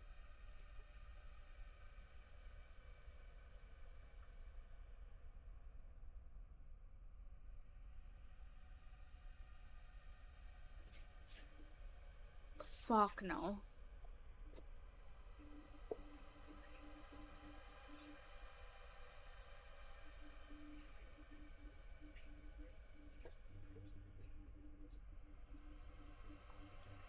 Fuck no. Part 4. Not long after we had found out that Chris's brother Evan had made multiple copies of the Butcherface's tapes, things actually slowed down for us, but they didn't stop. Chris's father and brother still claimed to have strange occurrences happen to them. They seemed to see shadows in their backyard and have the general feeling of being watched. Evan also claimed to get strange phone calls at work. Sometimes when he answered, he'd just hear breathing. Another time, when the phone rang, as soon as he answered it, he heard a loud banging, like whoever was on the other end was slamming the phone against a table. This led to Chris's father placing his hunting rifle near the front door and buying new locks for all their doors and windows. They didn't seem to help. I wasn't there to witness this, but a little over a month later, the family had gone out to run some errands. When they pulled into their driveway, they were disturbed to find something hanging on a rope in front of the front door from a beam protruding out the wall just under the roof. As they cautiously got out of the car, they realized what it was. Hanging from the rope was a deer, dead from a gunshot. The rope was tied around its antlers, with its back legs dangling about a foot off the ground. They squeezed by the carcass and went in the front door. Chris's father instantly reached for the rifle that was supposed to have been sitting right next to the door, but it wasn't there. They walked deeper into the house, through the kitchen and into the dining room, and that's when they found the rifle, sitting on the dining room table. When Chris's father picked it up, he could smell gunpowder, indicating it was recently fired. He opened it and found a round missing. The deer had been killed by his hunting rifle. I visited soon after, and I could feel the tension in the house and was shown a few pictures they had taken of the deer. I was told the story and noticed the members of the family constantly looking at Chris while telling it. After Chris had admitted to being secretly obsessed with Butcherface for those 4 years, it was obvious that the family had grown detached from him. I began to visit more often around this time because I could tell he needed some cheering up. At one point, I asked him why he thinks that Butcherface leaves his media around in the first place. His answer was, maybe he wants to tell his story. I asked, what's his story? That he's a dick-burning, 8-fingered psychopath? But I became more and more accustomed to sitting awkwardly off to the side while a fight about some insignificant topic was going on. I also started noticing Chris's girlfriend was visiting less and less. It all came to a head when his girlfriend finally broke up with him. We were sitting in his room in the basement when he said he wanted to get away from all the drama.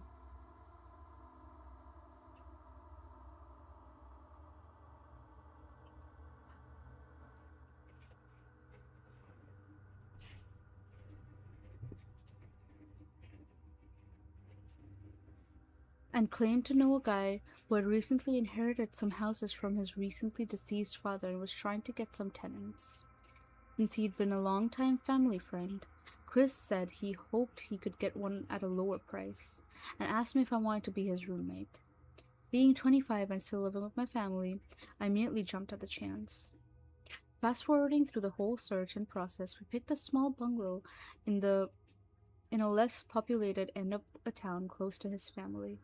It was pretty small, but it was what we needed, and something we could actually afford. We ultimately had no complaints. Well, it's not entirely true. When we went down to the basement, we found that the last tenants had left it full of garbage. Boxes of various sizes, old cans of paint, buckets full of junk, and sheets of plastic interspersed with beer bottles and cans. We just basically said, screw this, we'll deal with it later, and ran back up the stairs. We began haggling the price and decided that the price of the house would be reduced if Chris agreed to fix up the land of our house and of most of the other houses the landlord owned. Even though only Chris agreed to this, I assured him I'd help out with that too. We decided it shouldn't be too hard and we'd be able to do it on weekends. We began moving in a couple days later. The next few weeks were pretty boring. We picked our rooms, which were basically on opposite ends of the house. We had one extra room, and I placed my sword collection and some other stuff in there. I'm admittedly almost a hoarder. We had decided to stay away from technology for a while. We'd obviously use phones and occasionally TV, but we rarely used the computer around this time, especially anything that could be used to make any kind of media. Around this time, Chris had picked up a bag of stuff he left at his ex girlfriend's house. Shortly after he returned, she called asking him if he accidentally put her camera in his bag. He looked through it but didn't find it. We had some free time since we were looking for new jobs in the area, so we decided to do some exploring of the neighborhood to get a better understanding of the layout of the town. One thing we noticed, though it didn't really interest us at the time, was while driving around town and turning around a corner down the road from our new house, we noticed an unused dirt road that turned off into the woods that went back in the direction of our house.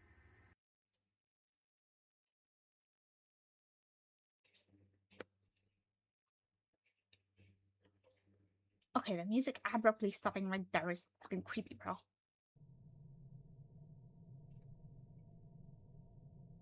Turn this shit down.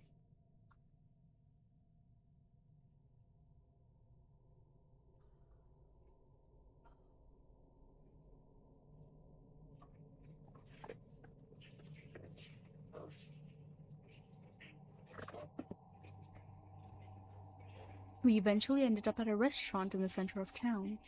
We sat at the bar and ordered some food and drinks. While waiting, I noticed the girl sitting next to me doodled a smiley face smoking a cigarette on her napkin. She eventually stopped and turned to the girl next to her and began talking. I still don't know why I did this, but I quickly grabbed the napkin and added a crown, bunny ears, a bulbous nose, and some stubby arms and legs to the smiley face. She caught me sliding it back to where she had it and laughed at my additions to her drawing. We began talking, and she said she'd show me around town. She reminded me of actress Emma Stone with black hair. So let's call her Emma. A little while into this, Chris got a call from his brother Evan. Apparently, Evan was leaving work earlier in the day, and on his walk to the car, he saw something propped up on the steering wheel.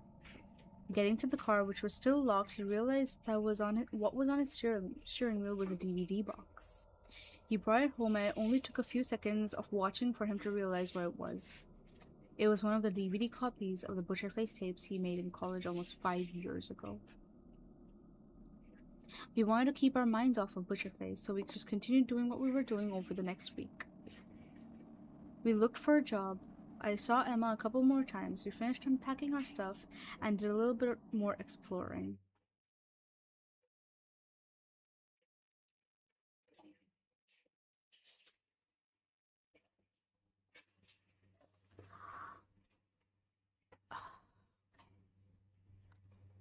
It's trying to spook me out, bruh.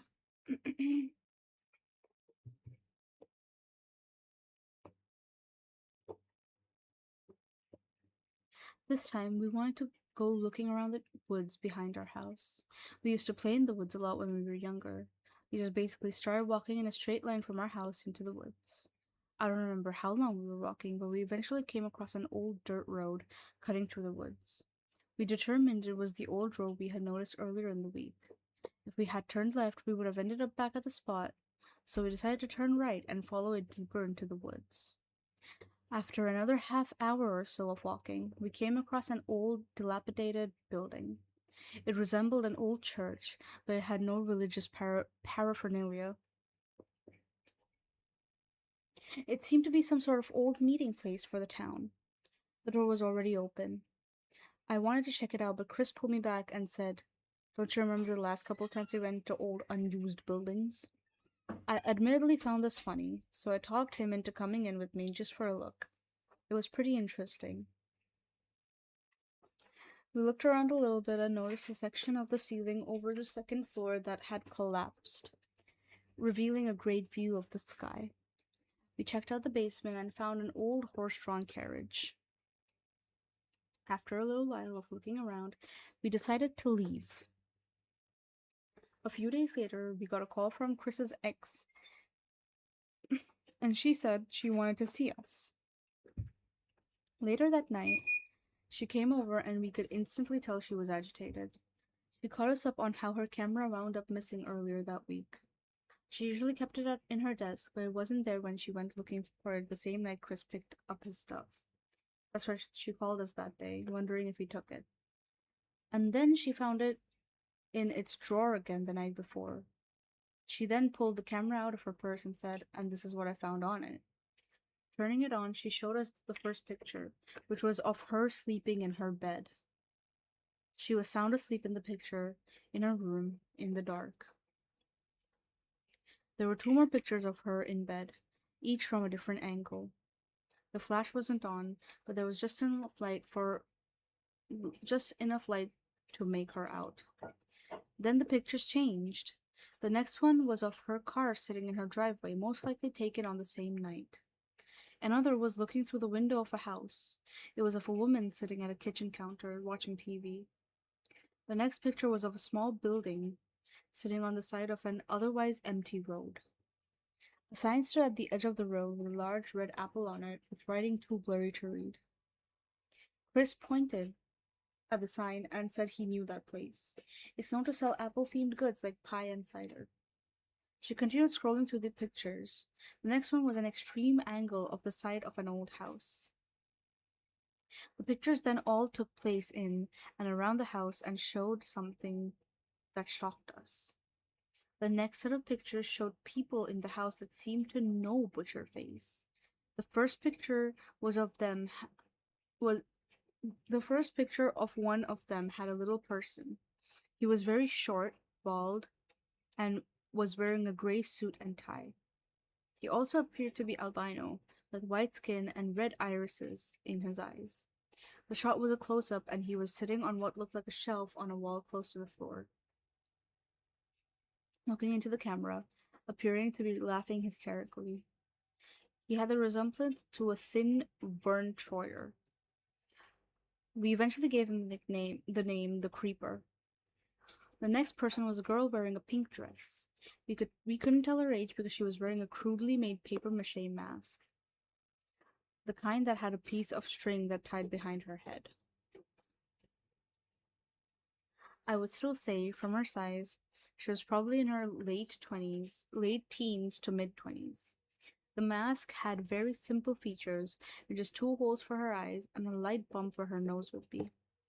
It had a jagged yellow painted line cutting diagonally down from the top left to the bottom right, with the left side of the mask painted black with three yellow stars painted above the eye like an eyebrow, and the other side of the mask painted dark green with a red dash going through the eye in the opposite diagonal direction of the larger line in the center of the mask. I did not understand any of that. Um, Creeper? Aw, man. I'm a creep. I'm a weirdo. What the hell am I doing here? Stop laughing at me.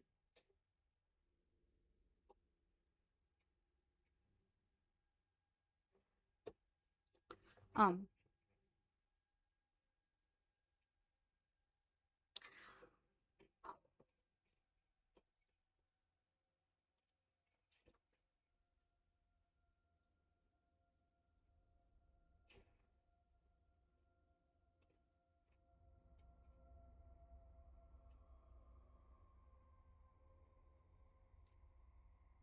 were you saying nothing? What could I possibly be saying?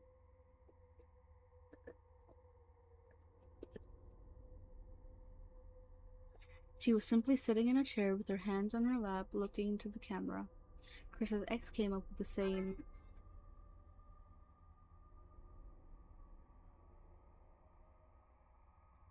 Chris's ex came up with the name False Face for her. In the same picture of False Face, the silhouette of another person could be seen in the shadows behind her. It was too dark to see this person.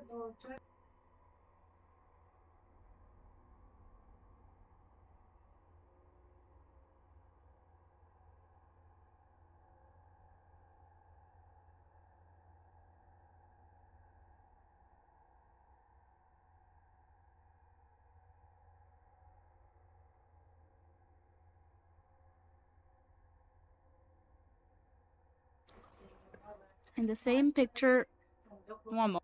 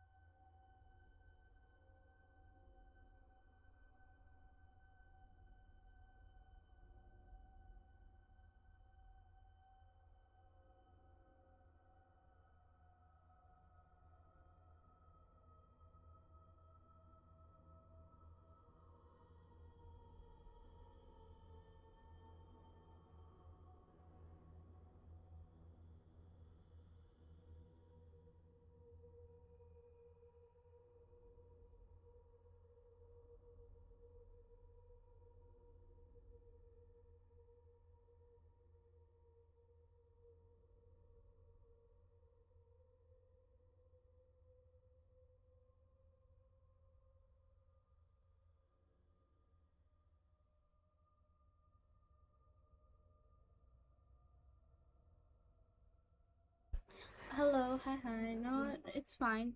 We were just reading the story. We are, if you want to catch up to it, since you're on YouTube chat, it's in the description. I've linked it. However, we are. I think this is part 4 of the story. There's still a long way to go. So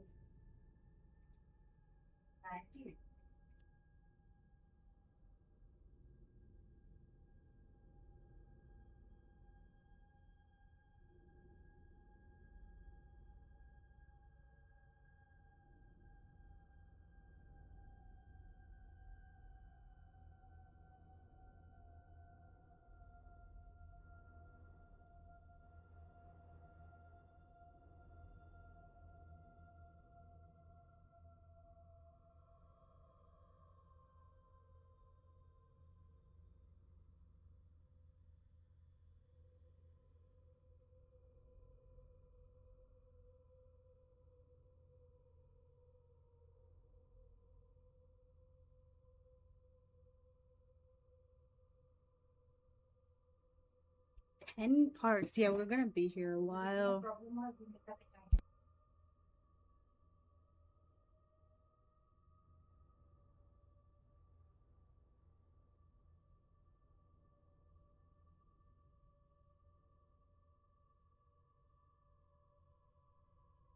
Hello, Marcus. Welcome, welcome. Mother first time chatter. Hi, welcome. How did you find me? How did you find me? I'm Venom Cam, your under vampire cat girl. We are reading Butcherface. Every Fridays we read creepy stories, so if you're interested in that, please drop by. And hi, how did you find me? Hope you're well, hope you're well. Oh, also, you followed me on Twitter. Oh, I did? Wait.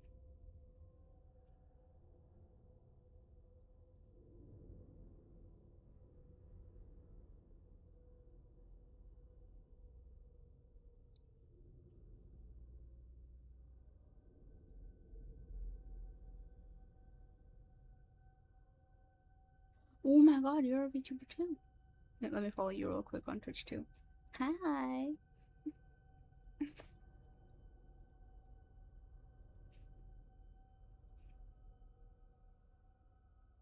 How are you? I'm doing well. I hope you're doing well too.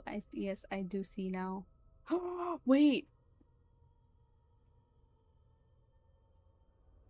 Wait, your model is so cute.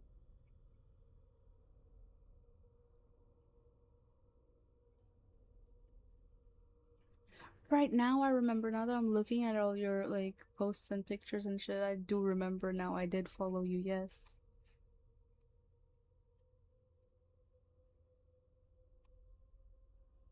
Dog, you buff as shit. Oh my god.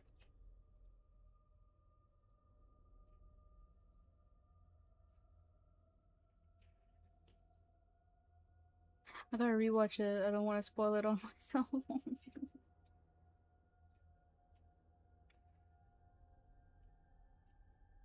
What? No, I'm not, bro. What do you mean I'm not? What do you mean? What do you mean? It's like watching someone who is like 6'3" being like, "No, I'm not tall." Excuse me. Also, by the way, guys, if you guys want to redeem Monster, feel free to do so. Um, then because if you do, then I will go get myself one. I'm a widow guy, 6'5".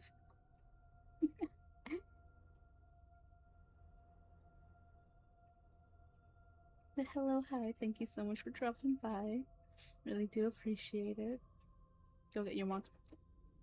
You earned it. Thank you. Thank you. Thank you.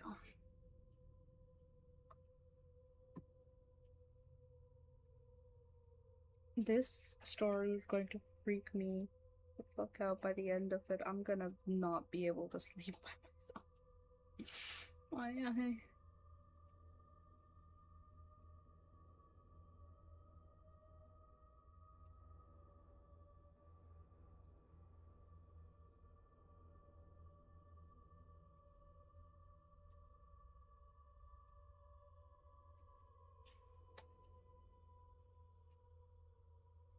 Fascinating. Fascinating indeed. What you reading? Oh, we're reading the story called Butcherface. It's a creepypasta.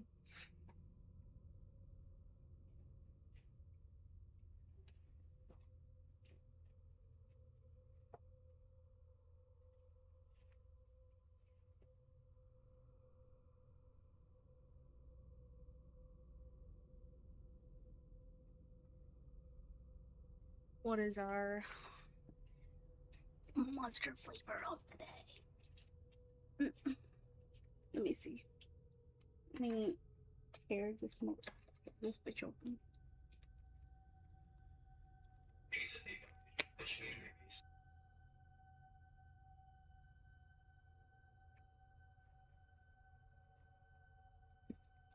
Ooh, ooh. Wait. I think I know what this flavor is.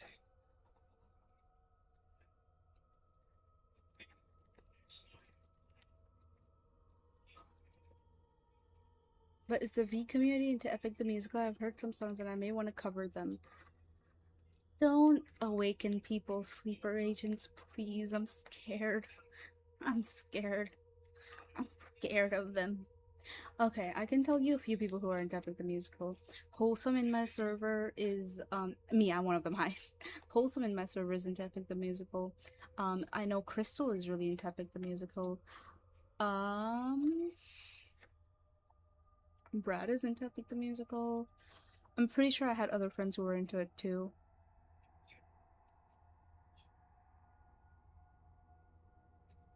Pretty sure.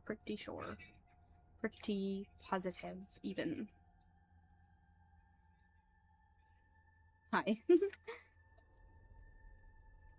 was singing a song to myself earlier today. Let me.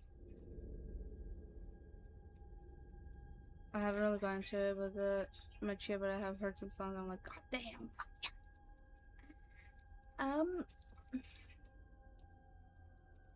I think I remember somebody was recently showing me Epic the Musical song. I God, I who was it? Who was it?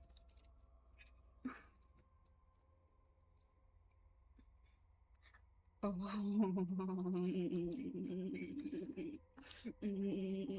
I'm so excited, bro. Today's flavor of Monster peach nectarine. Ah, I'm so excited.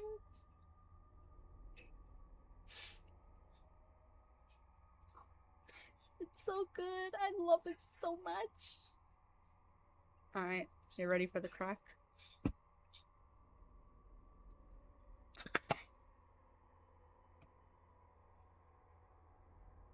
Sorry if that was loud.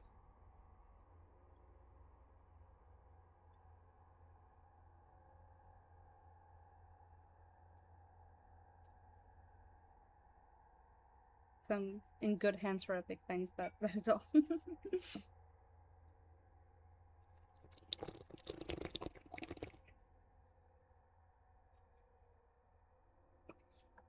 Oh,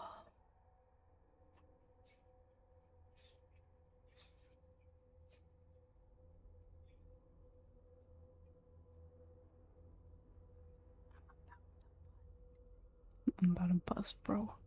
I'm about to bust, bro.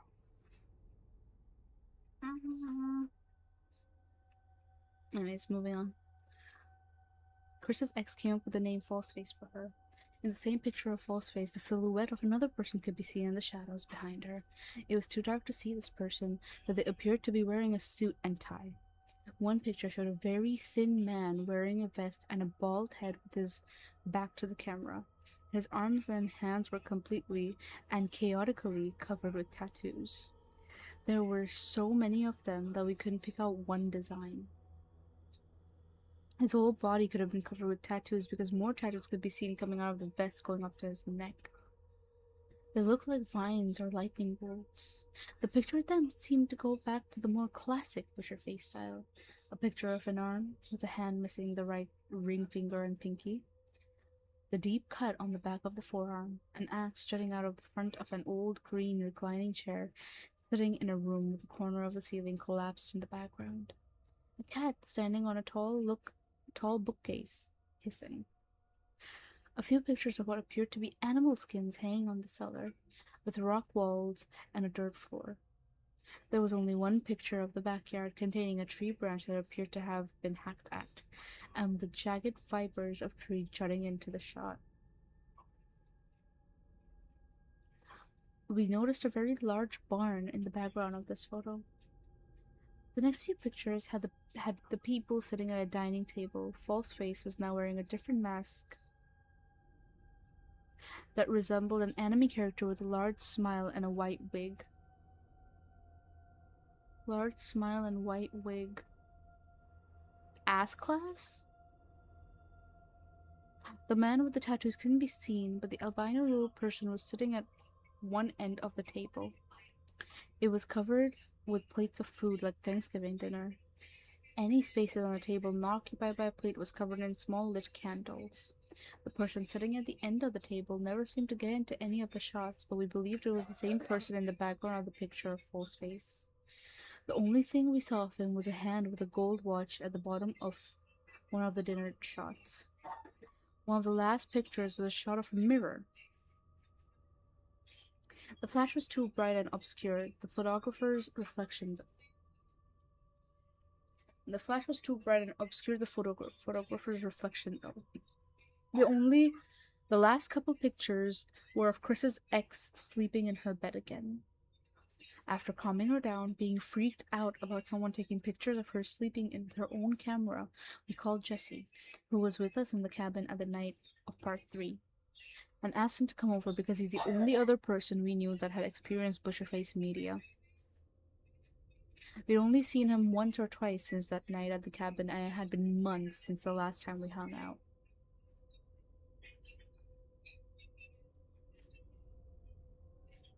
Hi, Aristoclown. Welcome, welcome. I love the flavor. It's such a good flavor. I gotta try when I see it. It's so good. Thank you for the lurker check-in. I'm getting spoiled. I'm a dip now. Okay, take care. Bye bye. Hello, Calicas. Welcome. Hi.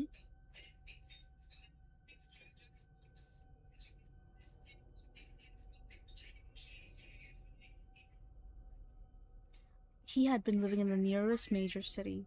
He's an artist, sculptor, and tattoo artist. While we waited for him to drive the hour and a half to our place, we analyzed the photos on her camera. We spent a good amount of time looking at each picture. We had no clue who the other people in the pictures were either. We had been talking about this for a while when we heard a loud screech bang outside our house. We jumped up and ran outside to find Jesse's car sitting in a Y shaped tree about 5 yards away from our house. He had lost control of the car and slammed into a large boulder sitting on the side of the road. His car was then thrown into the air and landed in the tree, with the front end stuck in the tree at a steep angle and the back bumper sitting in the ground. The boulder had been pushed almost a foot, and the tree was now slightly leaning. Oh, fuck. We ran towards the car, and just before getting to it, the driver's side door flew open and Jesse jumped out. Landing on the ground, he fell to his knees and began frantically crawling away from the car. We could tell that he was freaked out about something, so we instinctually grabbed his arms and dragged him away from the car. The second we grabbed him, he started yelling, "He was in my back seat. Butcherface was in my fucking back seat." Jesse finally got his footing, and we all ran back to the house. Getting inside, Chris's ex called 911 while Jesse locked the door. We then ran to one of the windows and watched the car. There didn't seem to be any movement, and after a while, Chris said he wanted to go look. Chris's ex and Jesse said no, but I agreed because this guy had been slippery in the past. We agreed we'd go out there only if we had weapons. Chris's ex and Jesse grabbed the biggest knives they could find from our kitchen, while Chris chose a sword from my collection. I, on the other hand, chose not to use a weapon and decided that I wanted to get some evidence on him, so I turned the camera on my phone on and would record everything. We each filed out of the doorway one by one. I stayed in the back since I didn't have a weapon. I could tell none of us wanted to really be doing this because of how slow we were moving. We must have looked ridiculous with all four of us tightly grouped together, one of us holding a sword, another holding a phone in front of him, slowly creeping toward a car in a tree. Getting to the car, I lifted my phone up and faced the camera through the driver's side back window. Chris then grabbed the handle and threw the door open to find it empty. But the passenger side back door was open. The cops showed up a few minutes later. They searched the car and the nearby area and found nothing. We told them that Jesse saw someone in his back seat but didn't say who because we knew it would be too unbelievable. And it would have been a hassle to explain everything to the cops that we've already told them. Then things began to calm down. I looked at Jesse's arm and noticed a new tattoo. Looking closer, I was shocked to realize it was Butcherface's CV symbol. I angrily asked him about it, and he defensively claimed it as it was his own. I survived Butcherface badge of honor. He had done it himself a few weeks after the cabin incident. After Jesse's car was taken off the tree and the cops left, we caught Jesse up on what had been happening. When Chris's ex went to show him what she found on her camera, she couldn't find it. We went outside and looked for it, hoping it had been dropped in the confusion directly after the incident, but we had no luck. We asked him if he'd been having any strange occurrences, and he claimed he hadn't, but he had been doing a little bit of investigating. He excitedly pulled out a folder out of the bag he had and brought up our hypotheses we came up with after the cabin incident, that Butcherface uses his media to draw people in and get them obsessed with his message and to become his disciples.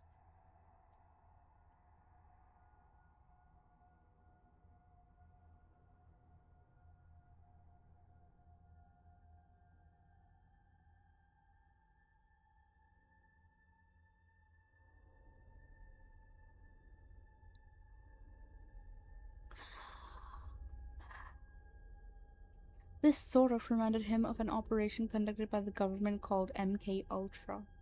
MK Ultra was a program designed for interrogation techniques and to create assassins out of regular people through psychological and physical torture, drugs, and hypnosis. He claimed Butcherface's actions were very similar, with him leaving his media, breaking into houses, killing pets and animals being psychological torture, and his media being a form of hypnosis, because it is so dark and twisted that it affects the people who experience it. This could very well be the way he recruits disciples. That raised the question of how people actually get obsessed with his media at all. This led to Chris's ex bringing up brainwashing and hypnosis. Brainwashing interested me because there is evidence of it happening in our past, like POWs of the Korean War and cults. Brainwashing is imposing a set of beliefs on somebody by the use of various coercive methods of indoctrination, including destruction of the victim's prior beliefs to induce them to believe or do something. That really does seem to be what Butcherface is doing. We also got into the topic of people being influenced by movies, TV shows, and video games. I don't believe this stuff, but there are a lot of people who believe that some people viewing violent content will themselves be violent. There are some controversial studies that sometimes give credence to it. My personal opinion is that if you view violent media and you do violent things, you're not being influenced by it because the violent acts you commit would happen whether you watch violent media or not. I think it's more so like if you already have a tendency for it, right? If your brain is already wired a little weird and you view violent media, uh it's gonna affect you. You're gonna want to do some shit. But let's say, like if you're watching violent media and you're not inherently a violent person, you have no traits of being a violent person or wanting to do violent things, that's normal. But in terms of like violent media, if you already have um if you're already prone to such thoughts, yeah, that's gonna amplify it to some extent. It's gonna give you ideas essentially. Open up its voice. Hi. Welcome back, Metal. Mostly drugs. I'm not inherently violent, but you sure do know how to rage bait me.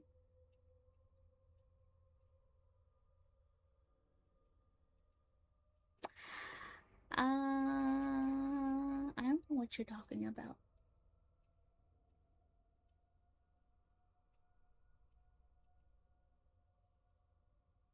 That's because she's good at rage baiting of all the things to be good at.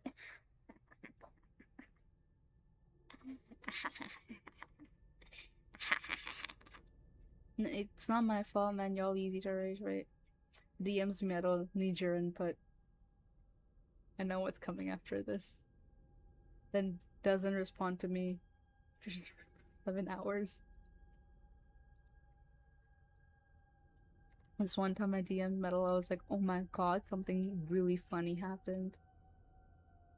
And then I didn't answer it for like a whole day. 2 days, I didn't bring it up at all. Then 2 days after that, I was like, oh yeah, the funny thing that happened.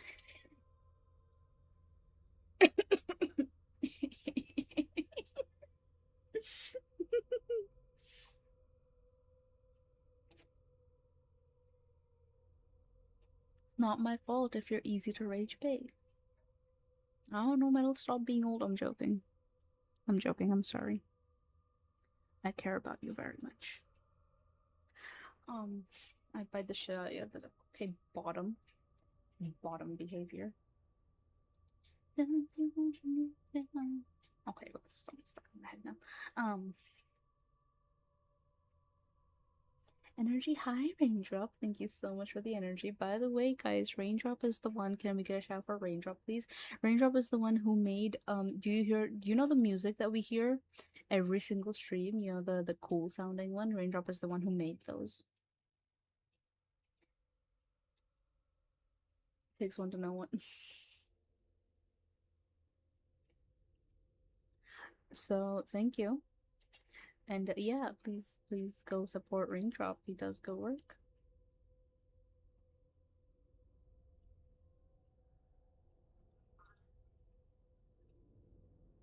No clue what she's talking about.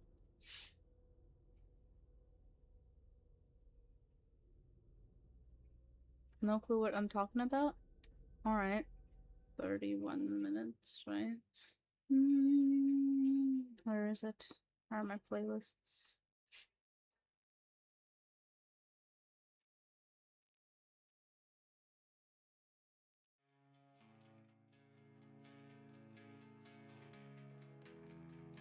Doesn't ring a bell?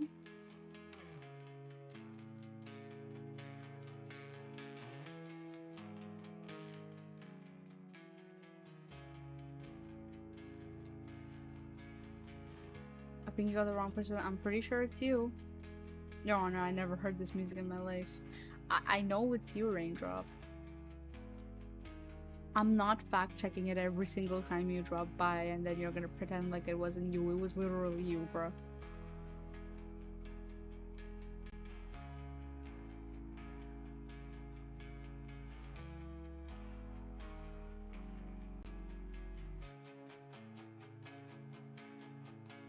You're telling me this doesn't ring a bell.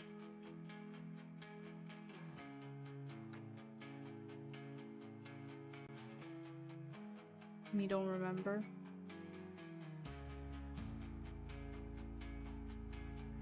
Let me DM you. How about that? Let me DM you, okay? While this plays.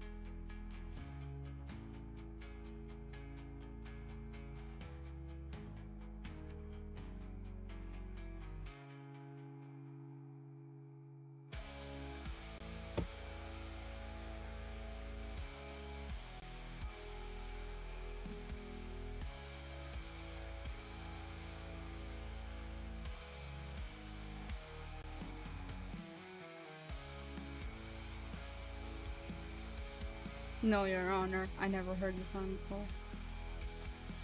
God, I hope you're rage baiting. Or I feel like he's rage baiting me too. Like after a point, I was like, I feel like this dude's rage baiting me. Like genuinely, I feel like I'm getting rage baited. She usually plays the meow song before streams. The meow song? Oh, meow meow meow meow.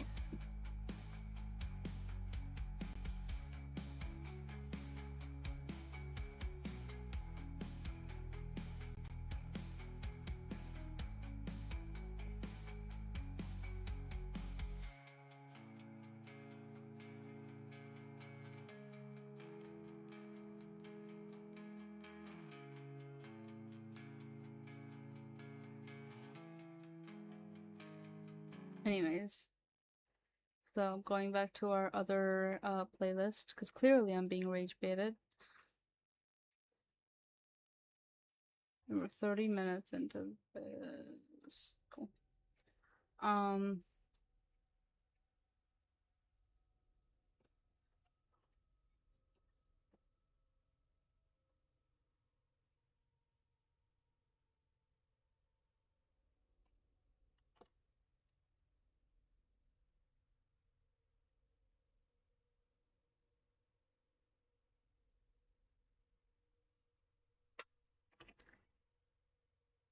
Rage baiting, since we already said that. You did.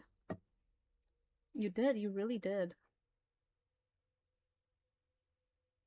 Hello, Trash Tales. Welcome. Hi.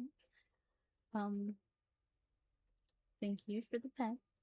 I think Twitch doesn't like me. I just got an ad from Twitch. That is insane.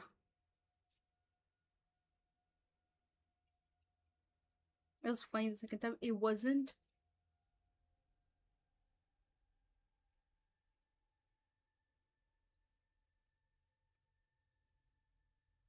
It wasn't funny either times. I think you're just a hater. It wasn't funny either times, man. I'm just saying it wasn't funny. Energy. Thank you.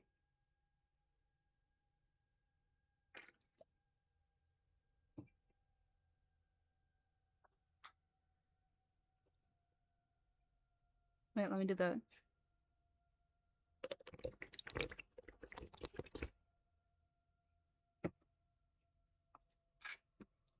Anyways, moving on with the story.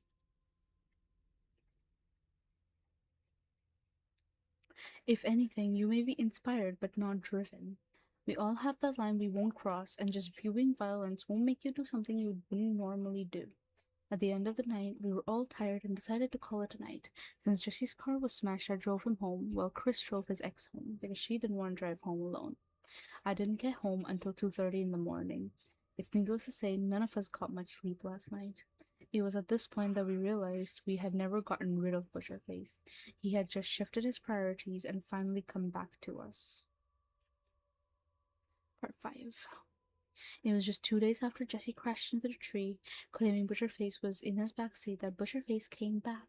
I had finally found a job, and due to having insomnia and a screwed up sleep schedule, I decided to take a sleeping pill so that I could fall asleep at a decent time and get a good amount of sleep for my first day.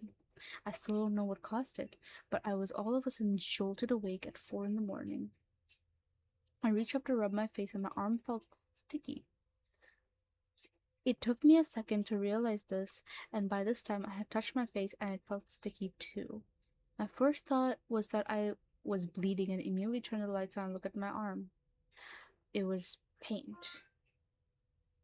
My entire body was covered in paint. It was multiple colors with thick black lines dividing the colors into small random shapes, similar to a stained glass window. I always sleep covered in a blanket, and tonight it had been pulled aside, leaving me uncovered. I jumped out of bed and noticed that the bed was completely smeared with the paint. There was also a number of drops on the floor near my bed where the paint cans appeared to have been placed. I ran to the bathroom down the hall and looked into the mirror. The paint truly was covering every inch of my uncovered body. And since I was only sleeping in a pair of boxers that night, the majority of my body was painted.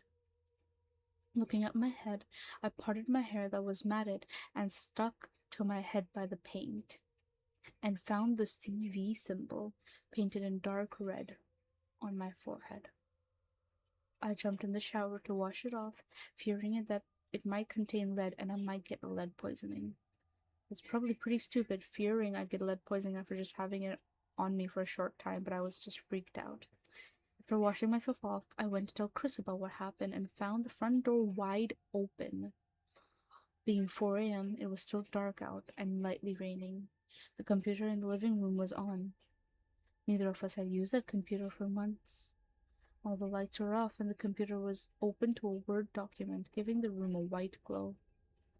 I closed and locked the door and went to turn off the computer when I noticed what I guess you'd call a small poem written on the otherwise empty document, which I'll copy and paste here. The pit is fed. Find the key in your head. Follow me.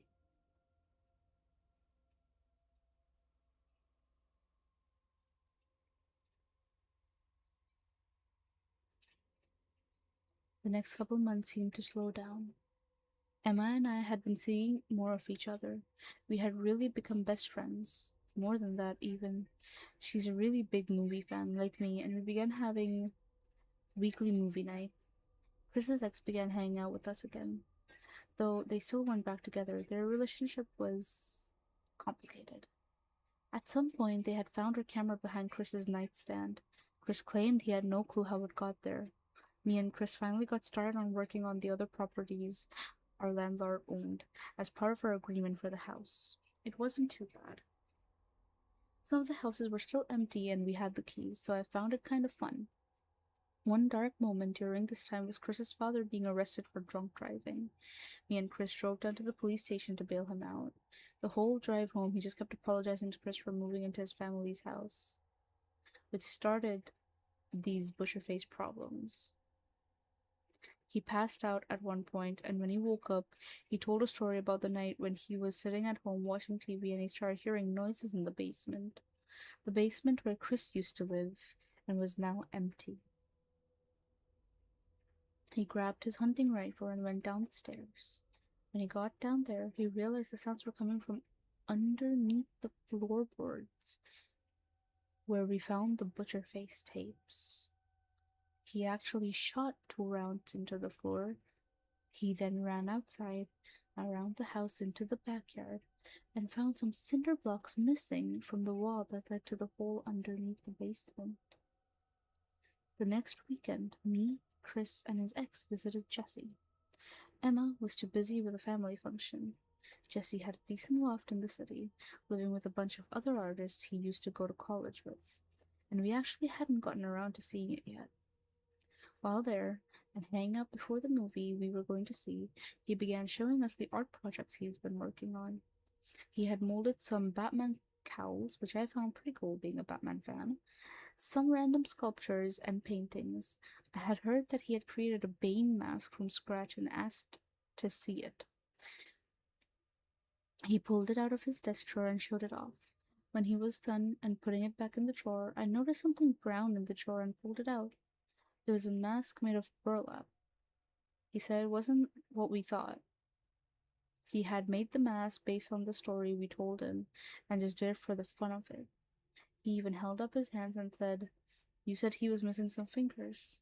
Look, I have all of mine, and I'd have to be about 20 years older." He obviously knew that's not what we were thinking. We were afraid he was becoming obsessed. We left without ever seeing the movie.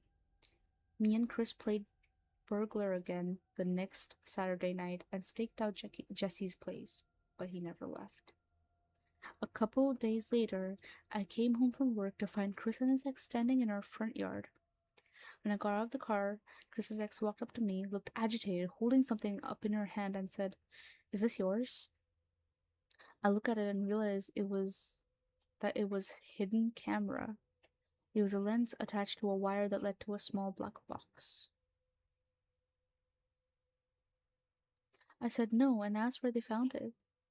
He said she found it taped under a low shelf of the TV stand in our living room and added, along with these, and held up four more small cameras. We went inside and continued looking for more.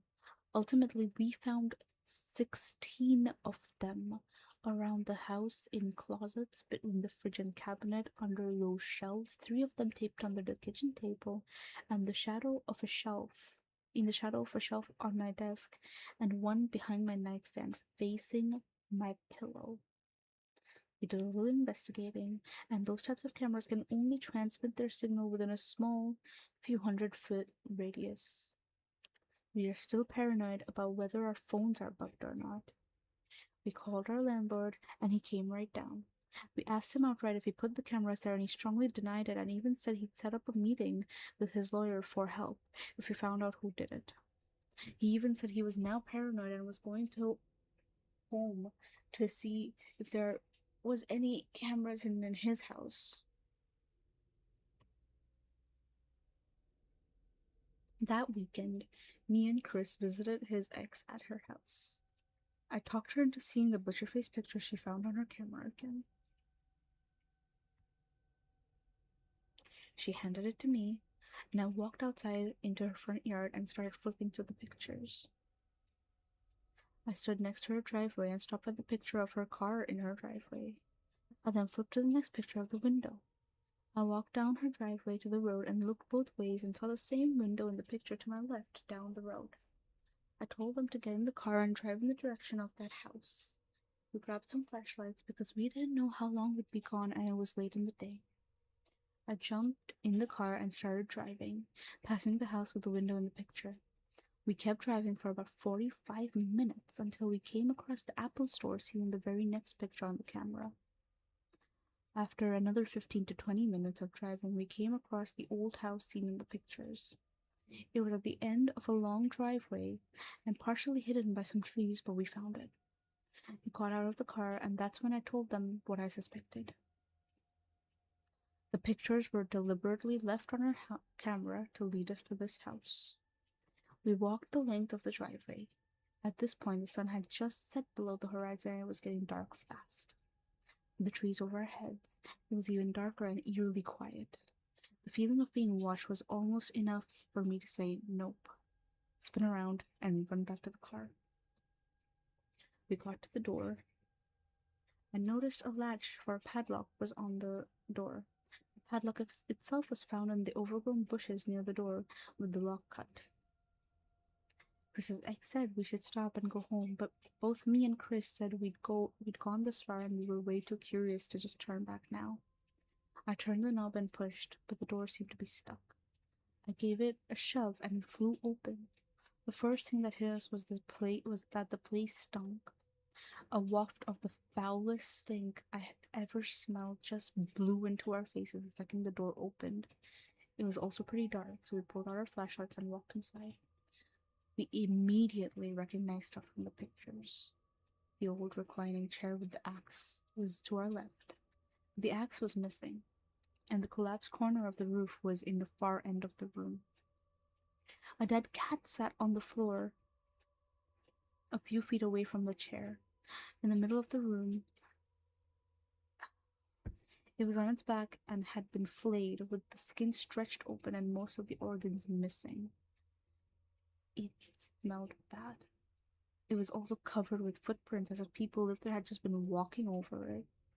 Like they didn't even care it was there. To the right of the door was a table we saw in the pictures. It was completely covered in melted candle wax. In the same side of the room, next to the door behind us, was a bookcase. I pulled a random book out and flipped through the pages. The pages were completely full of drawings and writings. Oh.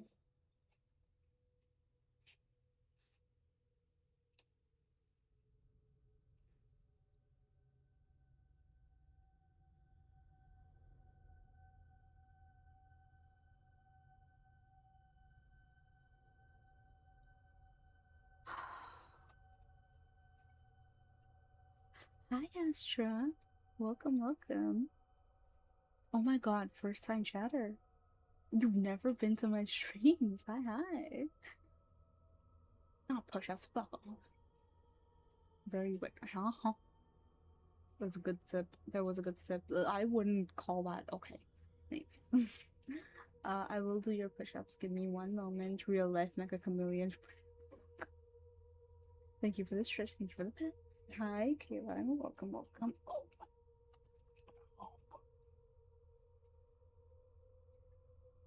50 million things in my back just snap, crackle, popped.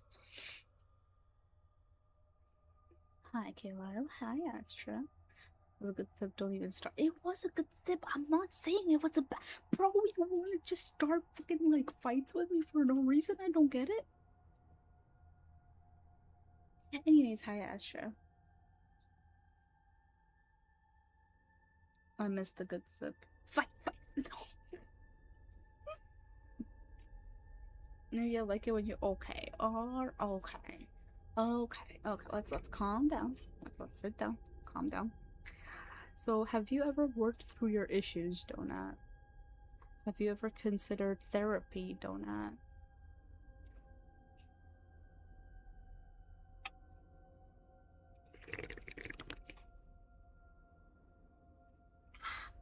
Bro, this shit's so good, bro. It's I'm about to bust, bro. Donut is so normal. What do you mean? Yeah, man, just about as normal as I am.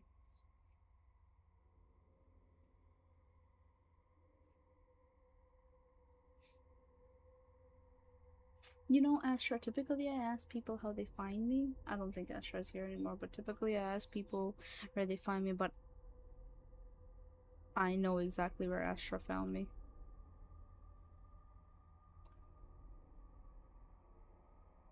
That sip could be mistaken for a bonk.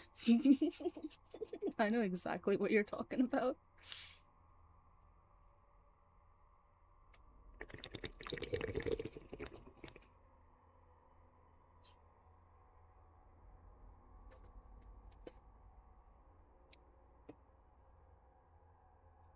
That's ominous.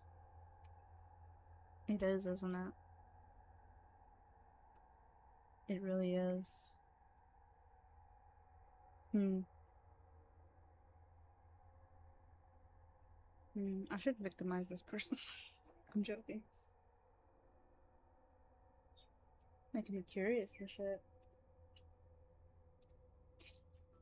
Not all information is for everybody. How have you been? I have been okay. I've been okay. How have you been, Kayla? Hope you've been well.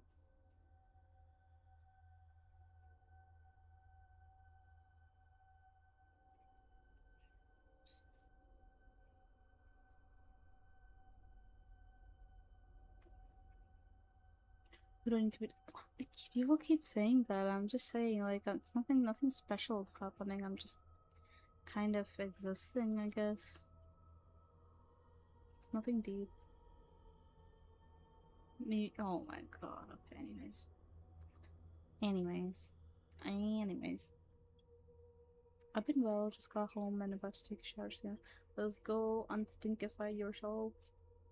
Good shit. Good shit. Um.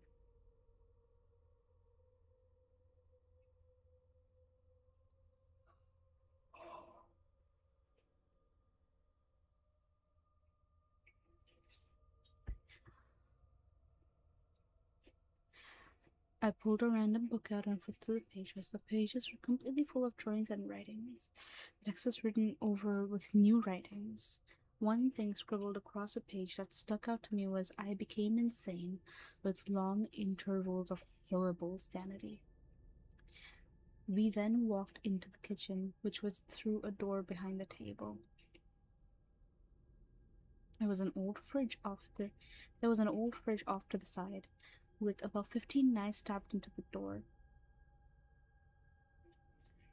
Chris's ex opened it and found it dead and completely full of mold.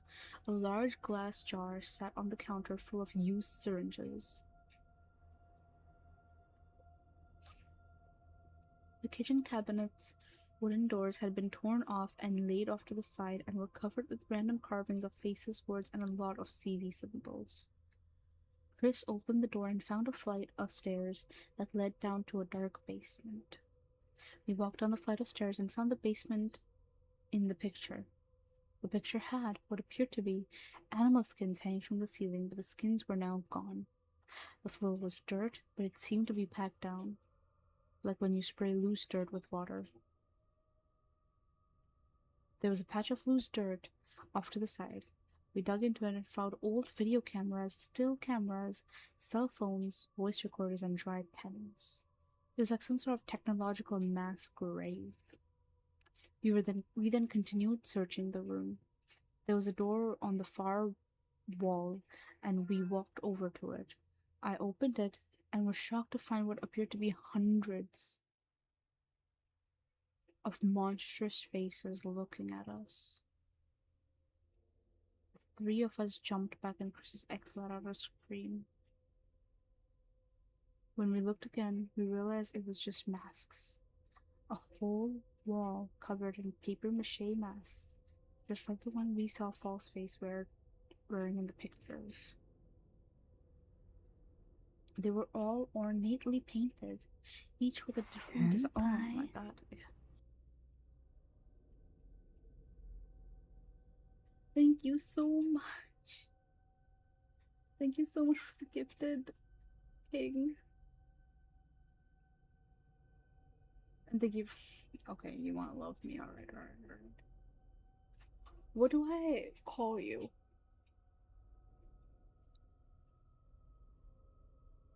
Biddies? Is that what I call you? Just biddies. Oh yeah, I've been meaning to ask. Is the senpai voice Yuvi? Yes, that is me. My name. Yes. I can't keep saying your username over and over again, darling. I have to pick one. I'm gonna call you Biddies. Why, is it bad? By the way? The senpai voice? Where is that voice bit from? What do you mean where is that voice bit from? That's me. I recorded that.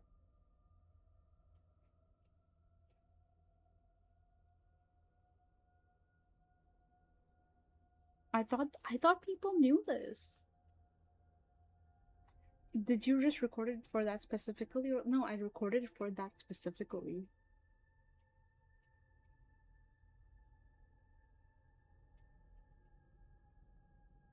Fucking and it was you just meant it for no. I recorded it for that specifically. I thought it was an audio clip. No, that's me.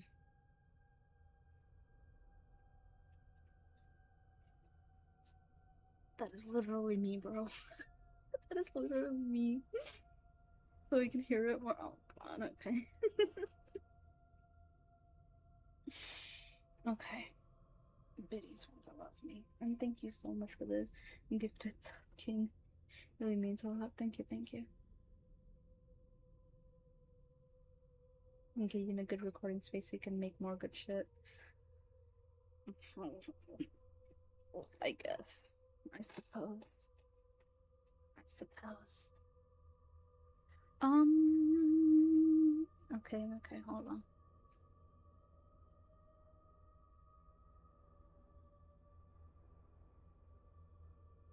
An even better gear world isn't ready for locked in. God knows I ain't ready. Okay. Oh no, the top three. He's green with green.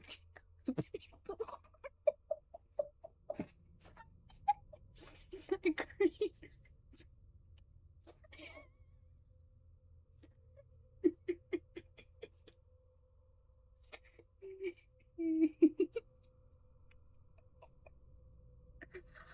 Oh. Oh, that's so funny. Oh no, that's so funny. That is so hilarious.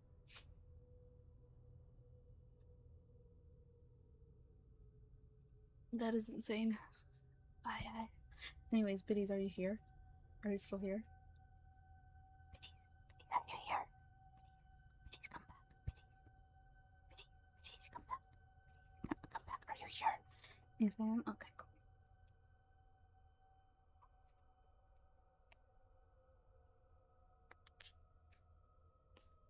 Also, push-ups. Okay, I'll do them after this. Middies, I'm so proud of you. You're doing so good. And I hope you know that I really do appreciate you coming by every stream, being so supportive, being so sweet and kind through every interaction we've had in chat.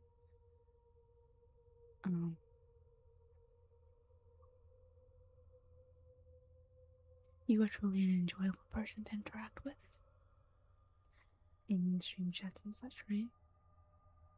And I don't know you. I don't know what you're going through. And I don't know what your life is like. But I hope you know that whatever if there's any hardships you're going through, any anxieties you have in your life, I hope you know that I'm proud of you. All of it. You're doing great, even when it doesn't feel like you are, okay? Even when you can't be proud of yourself. I want you to know that I am proud of you. Do you understand? Thank you for being here. Your presence truly does mean a lot to me, and I really appreciate it beyond what I can say.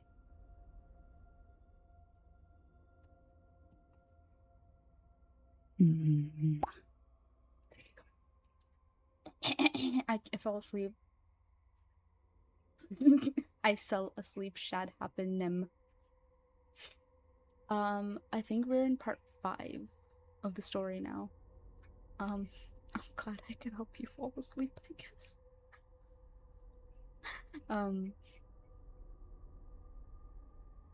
Blub blub. Blub blub. We are in part 5, yeah. Part 5. Thank you. Thank you, Donut. We are in part 5, and oh hell.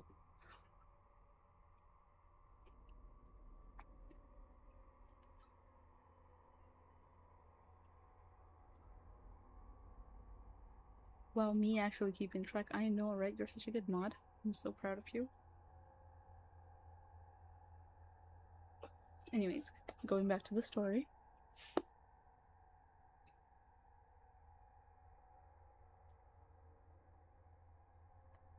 A whole wall covered in papier-mâché masks, just like the one we saw Falseface wearing in the pictures. They were all ornately painted, each with a different design. We thought about taking one as a souvenir, but decided against it, fearing that they may realize one missing and come looking for it. You simply don't pick up souvenirs from someone actively stalking you. Like, We then climbed back up the stairs and went through the nearby back door to the backyard. It was full of holes dug into the ground. We acknowledged and snapped the branches seen in the pictures. We acknowledged the snapped branches seen in the pictures, then moved on to the large barn. On our way there, we could just barely notice that there seemed to be an extensive backyard behind the barn, and if we didn't find anything interesting in the barn, we checked that out next. As soon as we opened the door, blinding light hit our faces, and it was like we were walking into a case of deja vu. The inside of the barn immediately looked familiar. There had been some drastic changes, but we recognized it immediately as the barn that Butcherface killed the pig with an axe in the original tapes we found. But like I said, there were many changes. For one thing, large lights had been set up on one of the beams, close to the ceiling, brightly lighting the room, which was a drastic change from the normally dark Butcherface media. In the center of the room was a strange sculpture made of brick and mortar that resembled a large shriveled tree or an upside down bolt of lightning. It stood roughly 15 feet into the air, with what I'd guess you would call branches nearly touching the beams high above us. Hanging from the branches on a foot of twine were what looked like hundreds of pieces of old yellowed paper, each with a different grotesque face drawn or painted on it. The beams and walls were covered with drawings, paintings, and carvings of evil faces and symbols. There seemed to be a pattern to it because they all seemed to lead to what I guess would be a shrine of the opposite wall to the door. A tall wooden crate sat there, covered in carvings of the CB symbol over and over again, and sitting on top of it was an orange blown glass sculpture in the shape of fire. And sitting in front of that was a smaller box, completely free of any carvings or any other media. I had the strongest feeling that the pictures were left on Chris's ex's camera because we were supposed to see what was inside that box. We were led there for that reason.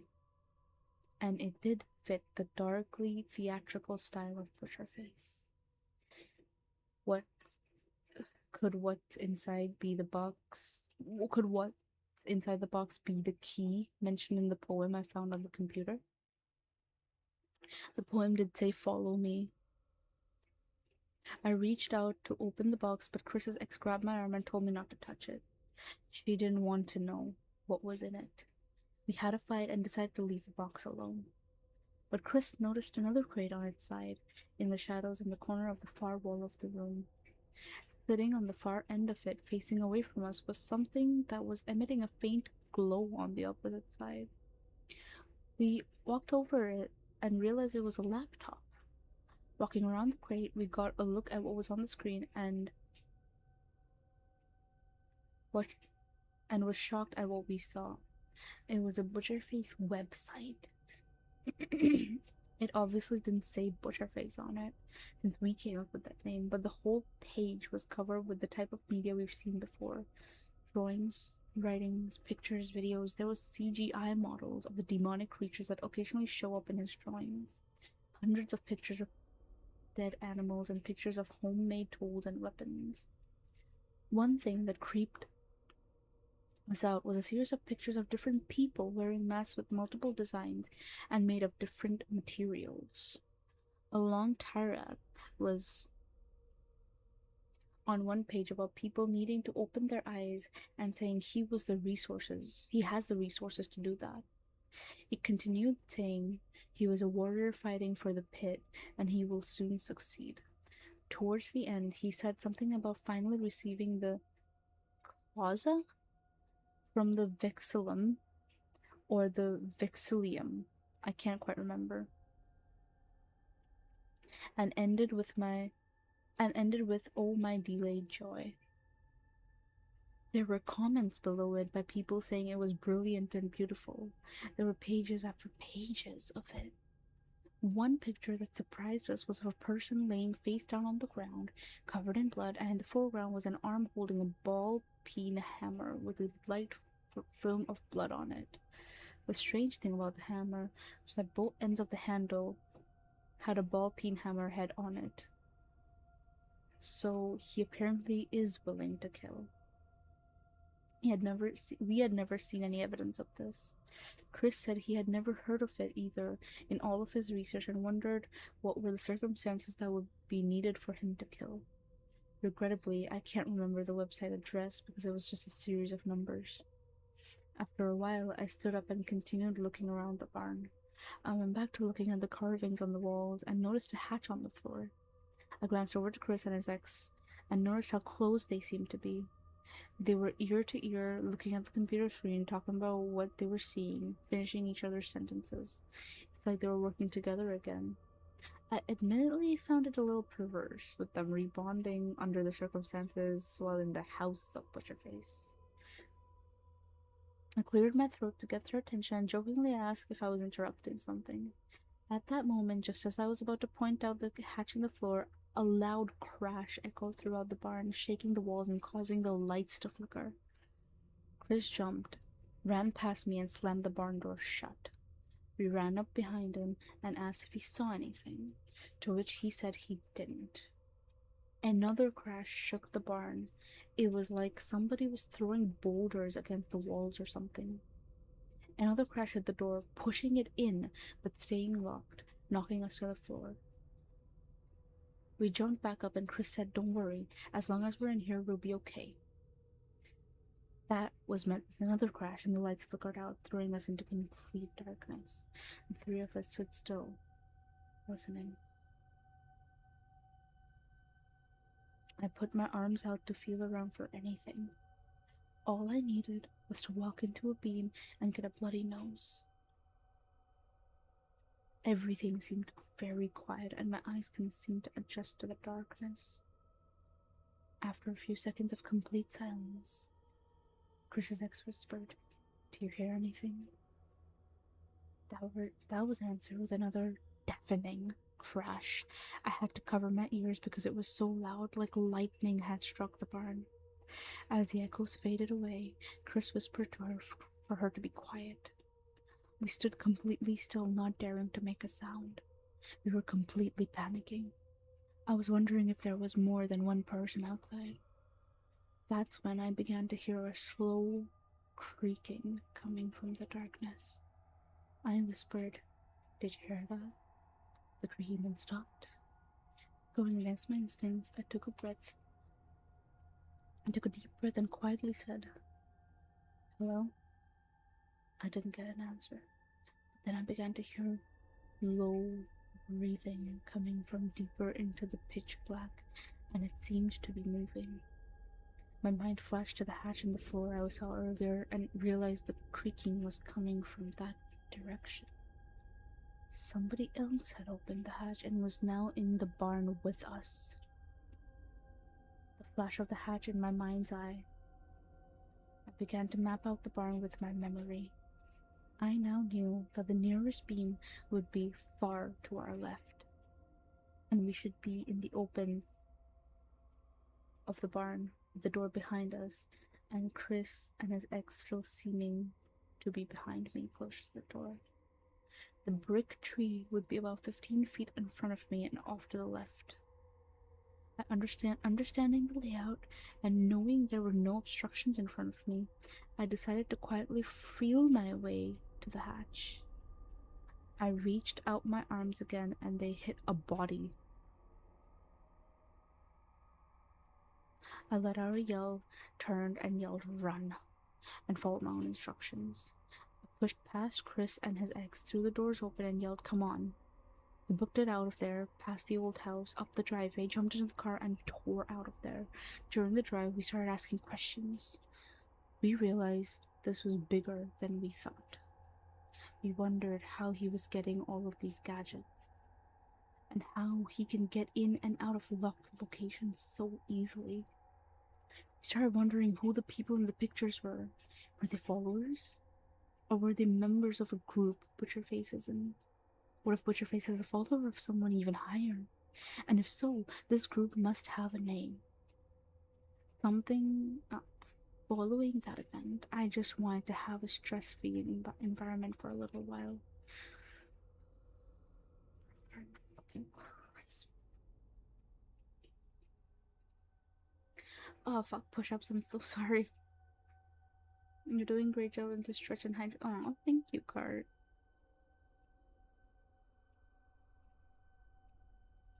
Very sweet of you. Yes, I'll do the push-ups. I'll do the push-ups. I forgot. I'm sorry.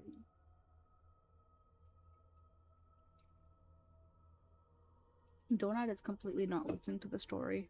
I can tell. He doesn't care. He doesn't care that I'm reading. Or what I'm reading.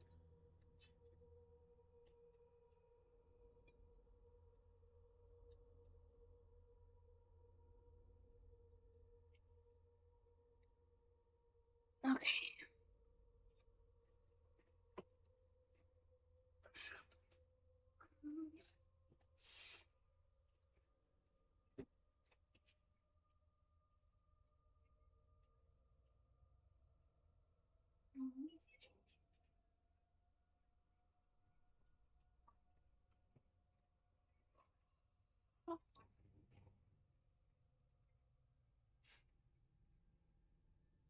I'm here to listen to next.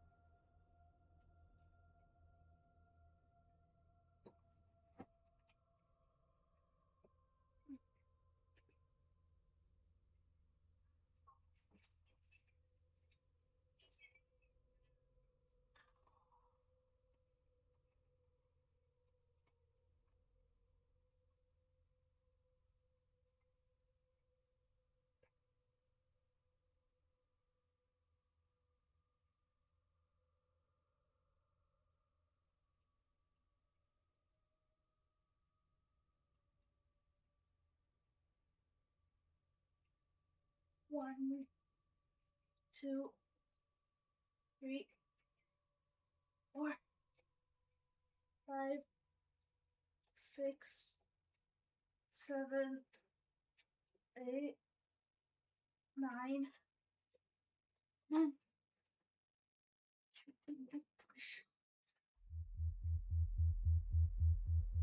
Why are you shocked?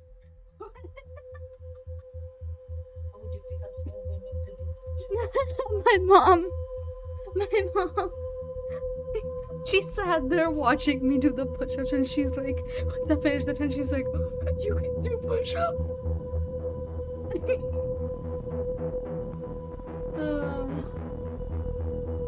Oh god, this is loud. I'm exercising for yours, I still cannot do push-ups. I'm so sorry. Yes, you're exercising for yours and you still can't do push-ups. You were getting abducted.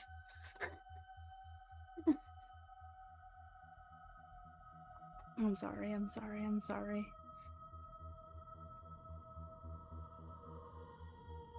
This bitch so loud. Okay, this should be okay. Oh god, what is going on in chat? I enjoy the pretty voice and she's mean to me. Dare I even think or okay.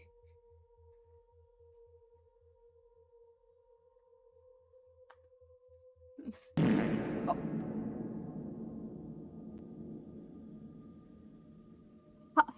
Hello?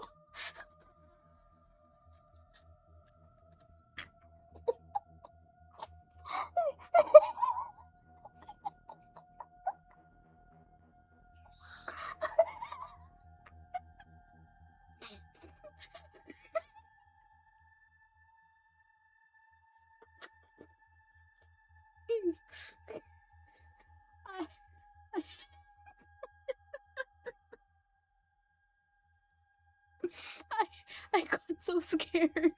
I got so scared that jump scared me so bad.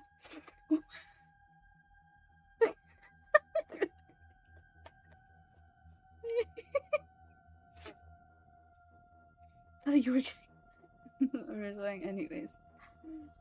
Oh my god.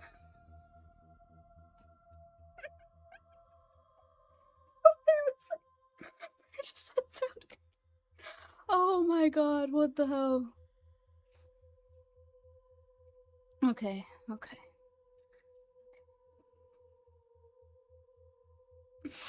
Oh my god. I'm probably to step away in about an hour to unstinkify myself. Don't blame me for it. Okay, that's fine.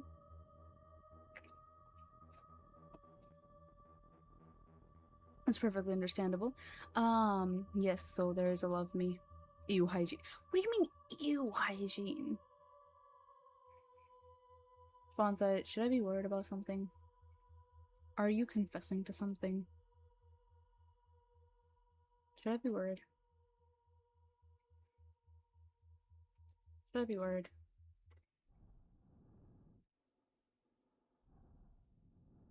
Yeah, okay, I'm not playing this sound. This shit freaks me out. I'm gonna play it when I'm like reading. Because currently I need to do the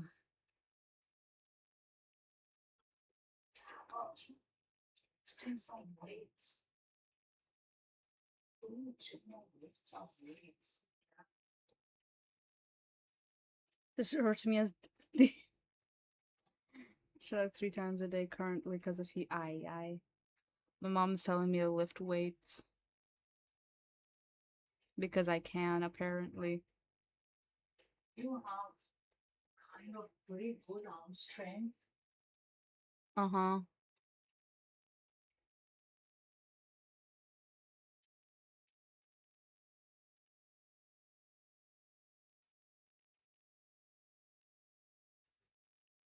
Anyways, um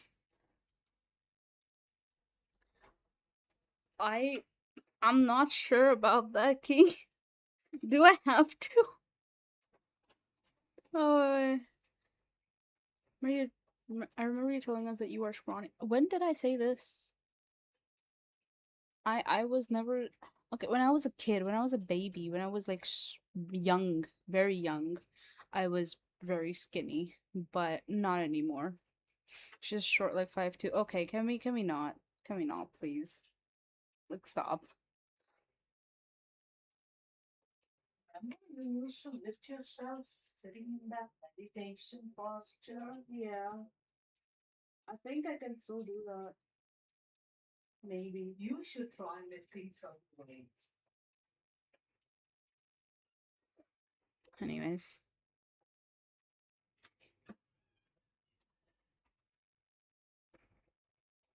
Anyways, I guess I'll refer to you as the. I hope you know that I'm very proud of you. You're doing great. And I want you to know that I really appreciate you dropping by every stream, being so supportive, being so kind, being so fun to interact with every single stream. I hope you know that I appreciate you. You are loved, you are appreciated, and love. I did mention loved. You're fun. You are genuinely funny. And you are entertaining to interact with. And I am glad to have you in my chat. You know that what is this?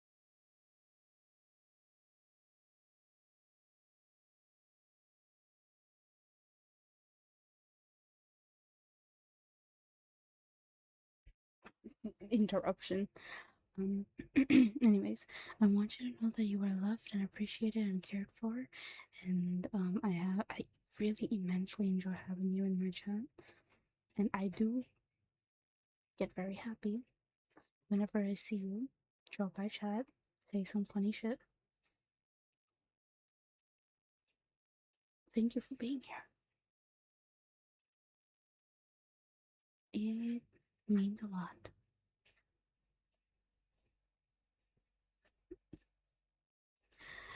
and I want you to know that I am proud of you. Again, same thing as Biddies. I don't know what you might be going through in your personal life, but I don't know, you know, you as a person much, but I hope you know that I care about you, and I'm sure a lot of other people do as well, even if it doesn't feel like it sometimes. Even when you feel like giving up, I hope you know that there's people who care, there's people who adore you, and and everyone is better off with you being in their life. Okay? Okay? You're doing great.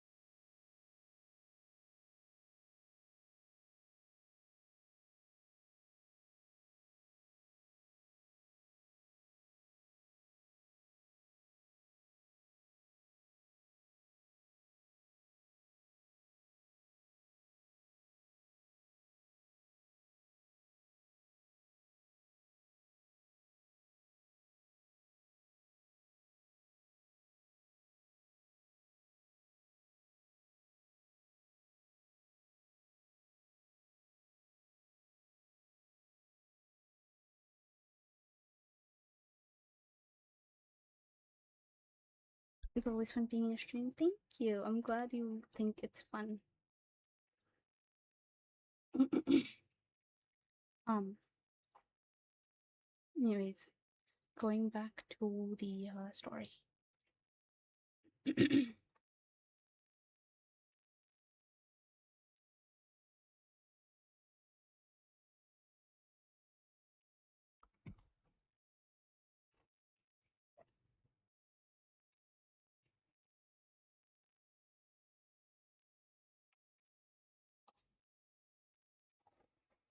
Bro, I have very minimal lighting right now.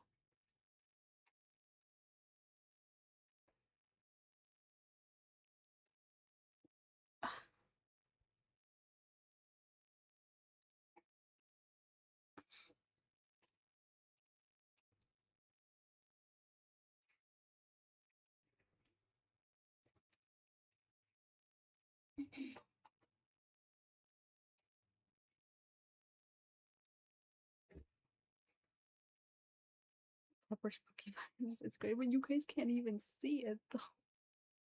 Anyways, um, I'm just like letting you know so in case the model tracking is a little broken.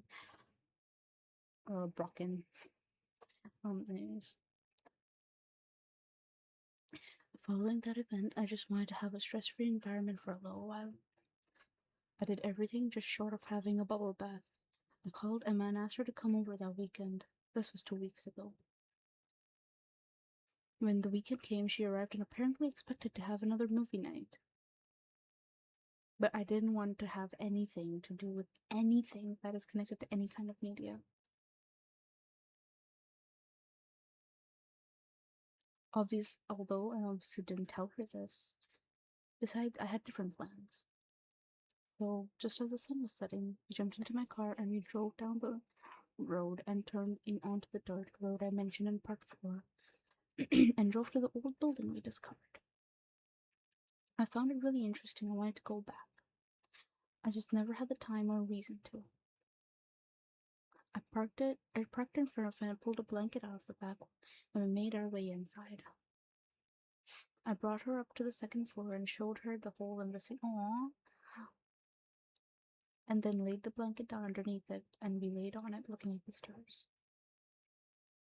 We stayed there for 3 hours and talked. After a while, a light rumbling began from outside. I stood up and looked through the hole outside.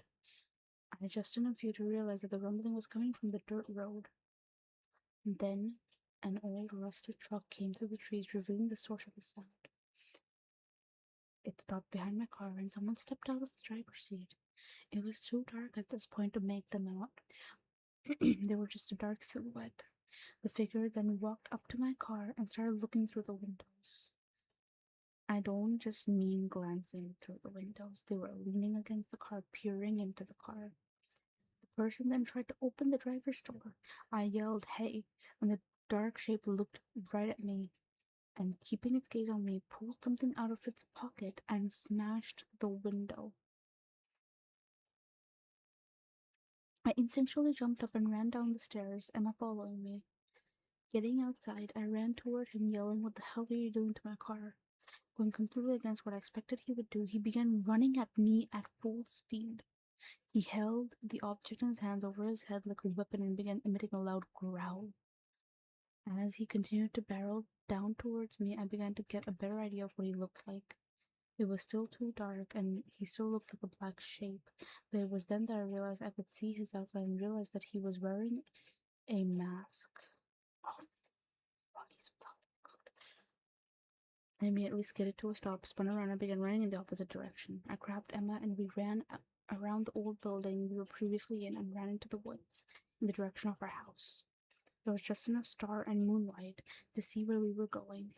I looked back and couldn't see if he was still behind us, but there were too much trees to be able to tell. The sound of our running and heavy breathing canceled out any chance of hearing the loud growling he was making. Amazingly, we actually made it to our backyard and ran to the back door, which goes through the basement. I pushed the door open, let Emma in, and jumped in behind her, and flipped the light switch near the door, wanting to avoid the trash in there, and was horrified by what I saw. I'm scared. The trash had been pushed up against the walls, and some of it was rearranged into strange shapes. A row of paint cans that were the same color that were painted on me almost 4 months earlier were lined up on the floor near the stairs. A pile of softer trash was made into a pile on the far wall and had an impression in it like someone had been lying on it. Butcherface had been living in our basement. I locked the door, ran up the stairs, and called Chris. His ex was there too. She apparently came over after me and Emma left. I brought them downstairs and asked him if there was any chance he did this. He looked shocked and said he had only been down here with me the one time and we didn't touch anything. I told him what happened at the old building and he helped me push a heavy set of shelves in front of the already locked door just to make sure. Emma asked if we should call the cops and I told her they wouldn't help. We went upstairs and kept our eyes on the windows that looked over our backyard. Emma was freaked out and started asking what the hell was going on. Me and Chris sat her down and began to tell her the story of when we found the Butcherface tapes in Chris's parents' house. Her expression turned from shock to when we described the content of the tapes, and she slowly began sinking in her chair until we were done telling her the story. She sat in silence for a moment. She then slowly looked up and apprehensively asked,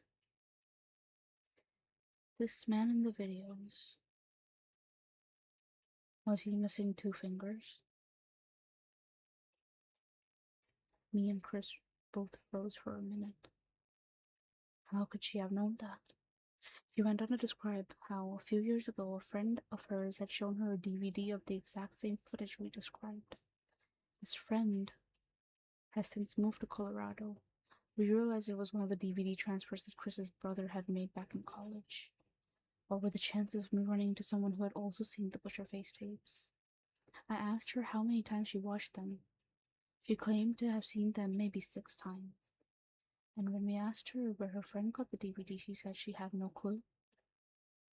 Our next inevitable question was that if she'd ever seen Butcherface for real, or if she'd had any other strange occurrences. The only thing that she'd be willing to say was, "That's complicated." The conversation then switched to why he was following us in the first place. I brought up the fact that Butcherface never seemed to leave Chris's family alone, even after the cabin incident. He got defensive and asked if I was implying anything. Even he had to admit that he was obsessed with Butcherface before the cabin. I asked how Butcherface could go in and out of your house, seemingly at a whim. He yelled, "Because he's been living in our basement. You just saw it." His ex brought up the idea that maybe it was Jesse who became obsessed and had Butcherface following him this whole time. She made a good point that we didn't have any occurrences happen at our house until after that night Jesse crashed into our tree, claiming that Butcherface was in his backseat.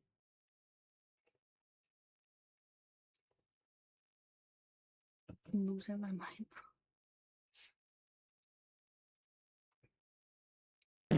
Basement. Oh, oh my fucking. Oh, stop.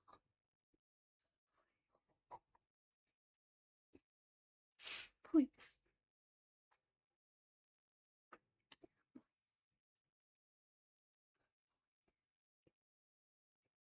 I'm gonna cry. And I'm thriving, so I know it's great. Oh my god, Smug Boy, hi. Did we get a shout out for Smug Boy, please? Um, compared to Pencil. Yeah, I'm very soft today. Um, Hi, Smug. Welcome. Hi, hi. How are you? Hope you're well. Don't perceive me.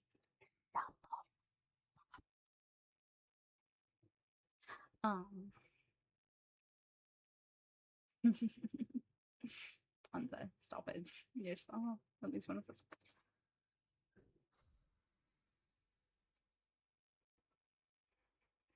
Anyways,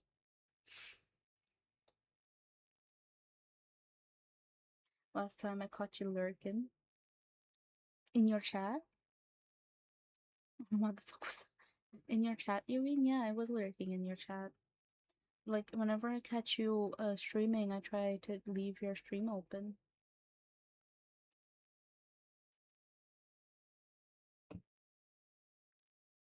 Because I wish to support, you know?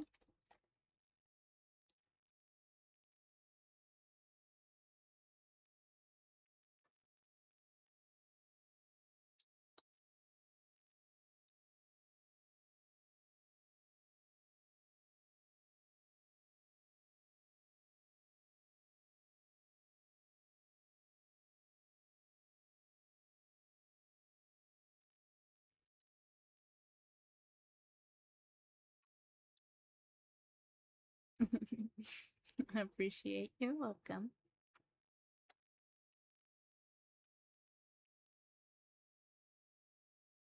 Okay. Sour Patch consumed.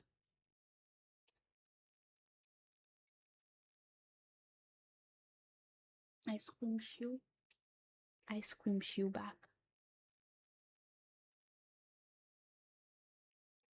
Um, Going back to the story.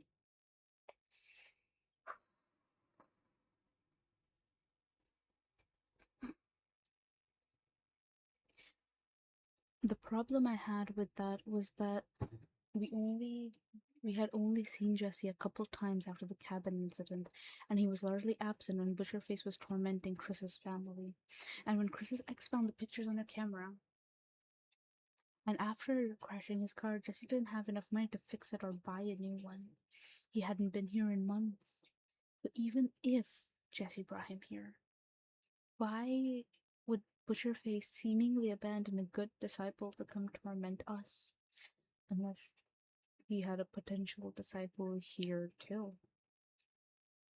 I also asked how Butcherface knew where to find me and Emma at the old building. Chris claimed he didn't know.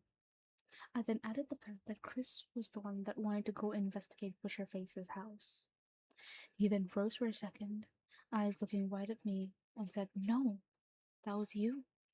You were the one who asked for her camera and told us to jump in the car to go look for that house. And even though you believed that those pictures were left to lead us there, you still wanted to go in. It was also your idea to stake out Jesse's place, which is kind of which is the kind of thing Butcherface does. I fought against the temptation, remember? That night in the cabin, I burned all the media and evidence I had and yelled at him through the door. I let it go right then. That's a part of my life I don't want back. And I'm not an idiot. Dash 32. I used to go on the internet Yeah, I found the trilogy of stories you wrote, telling what happened to us. Then you encouraged people to write Butcherface stories of their own. If anybody in this room is obsessed and spreading Butcherface media, it's you. I froze for a second. I knew that was wrong.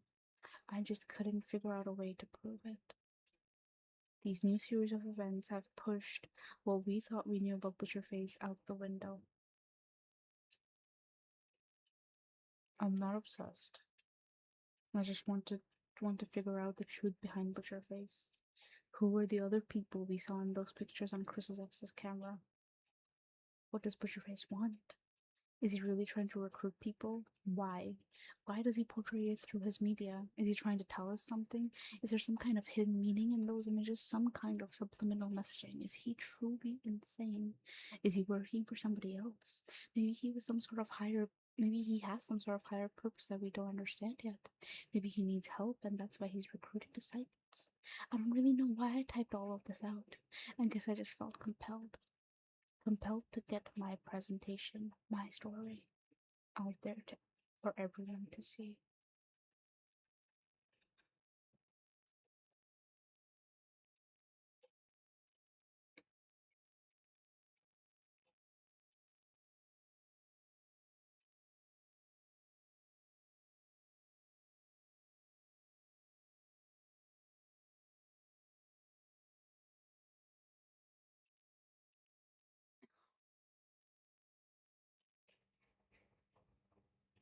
Mm-mm, mm-mm, mm-mm, mm-mm, mm-mm, mm-mm, mm-mm, mm-mm, mm-mm.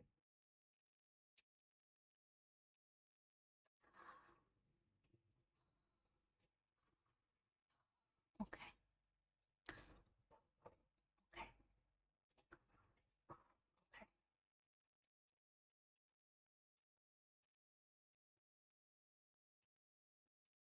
I'm losing my mind. Losing- It's squished. Squished the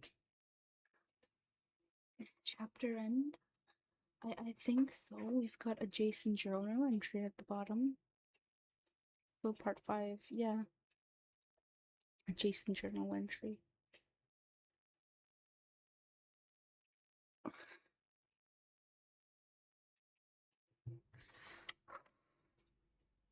July 16th.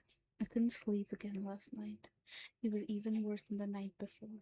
I could have taken a sleeping pill, but I didn't feel like it this time. I decided to go for another walk around 2 a.m. I actually found myself in the park. I walked a lot farther than I thought, I guess. I sat on one of the swings and started absent-mindedly throwing rocks at the tree that is next to a sandbox. I actually eventually got into it and stood a little closer and started really throwing the rocks forcefully into the tree. I started knocking the bark off of it and started exposing the flesh of the tree underneath. After the bark was gone, the rocks actually started going deeper into the flesh of the tree after every hit. I was surprised. So I picked up a rock near the tree line that had a sharp edge and started hacking deeper into it. It was strangely satisfying. I was leaving my mark on this tree, something that everyone would see for a long time afterwards. I thought about carving something into it, but before I could figure out what, I heard a car door slam across the street. There was a couple people coming home from God knows what activity. They didn't see me. I stepped to the side, blocking their view of me with the tree just in case. They had just sat on a porch swing and started talking. I just leaned against the tree and strained to listen to them talk for a few minutes. After a while, I wanted to get a better vantage point. I crouched down and snuck to a tree that was near the road. It's a good thing there were no street lights. They would have seen me for sure. I got to the other tree and could hear them a lot better. I was less than 30 feet away and they had no idea. They were talking about everyday things, how their week was, something about one of theirs mother visiting next week or something. I got bored of it pretty quickly. I was more interested about how close I was to them and they had no idea. I started wondering how close I could actually get to them. Imagine if I could be standing right next to them and they never even knew. I backed up to the tree I was marking earlier, then returned and headed into the woods. headed back in the direction of the couple and made it to the road. I was farther off down the road this time, but felt safe to cross without them seeing me. I ducked down low and ran across the street. I was now on their side of the street. I crept back to their house and crouched in the bushes. They were just over 15 feet away now. Still didn't see me. I got back up and headed back into the woods and made it around their house and into their backyard. Getting to their house, I got my back up against the wall next to the back door.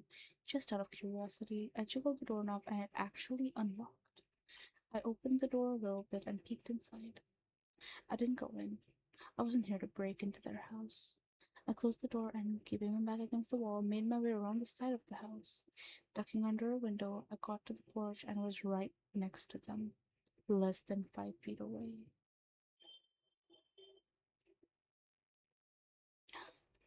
The woman had her leg over the other knee, and her foot was dangling right in front of me.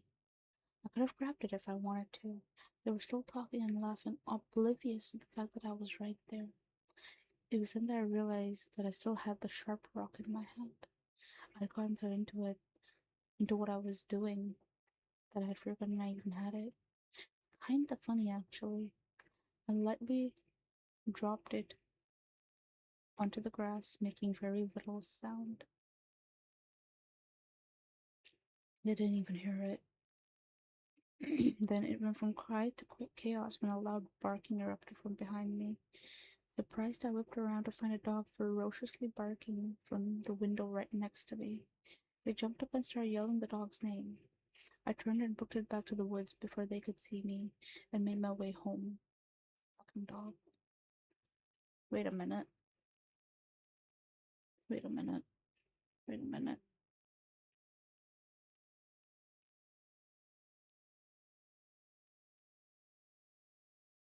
I wonder. Wonder if there's something. Maybe I'm being weird, but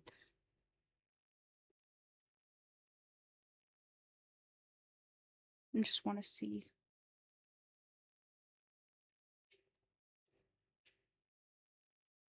Couldn't sleep again, even worse. I could have slept if I was actually found myself at the park. So swings through rocks and dogs actually gone. Tree bark expressing flesh under the bark. Why are these capitalized?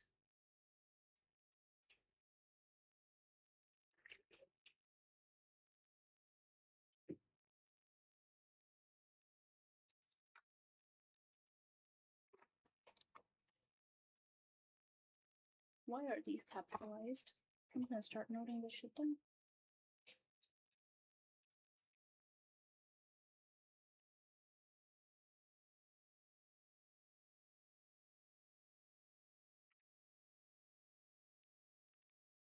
Okay. What was it? K. I know it means something. I'm probably being weird, but I feel like it means something. Hi, Demon. Welcome. Different tab to go along with it. Aw, thank you. Thank you for the work.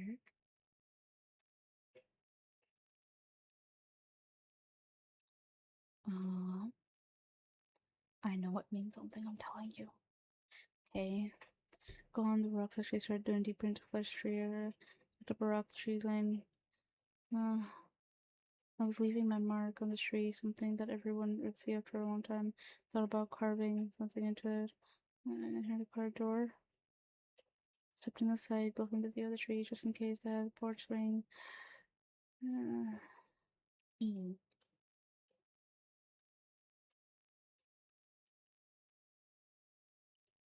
Few minutes. After a while, just want to get a better vantage where I crushed off the toes. The good thing there were no lights. They would have seen me for sure. I got to the other tree and could hear them a lot better. I was less than 3 feet away and they had no idea. Looking, got bored pretty quickly. Da da da da da da da. Back to the tree, marking earlier. As farther up down the road, I felt I was on their side of the street. I crept back to their house, crossed the bushes. They were just 15 feet away now. They still didn't see me. Got back up. I swear if it means nothing, I'm gonna crash out. Getting to their house. Jiggled the doorknob, nothing. Peeked inside. R?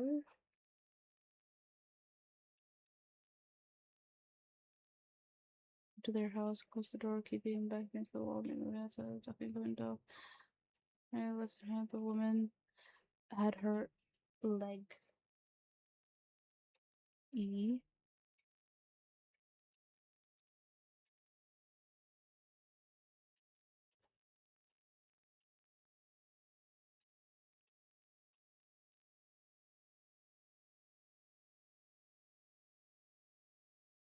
A.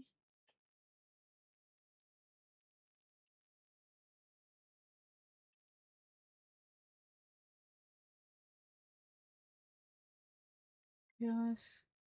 Go around and find the dog ferociously barking from dog's name. Woods.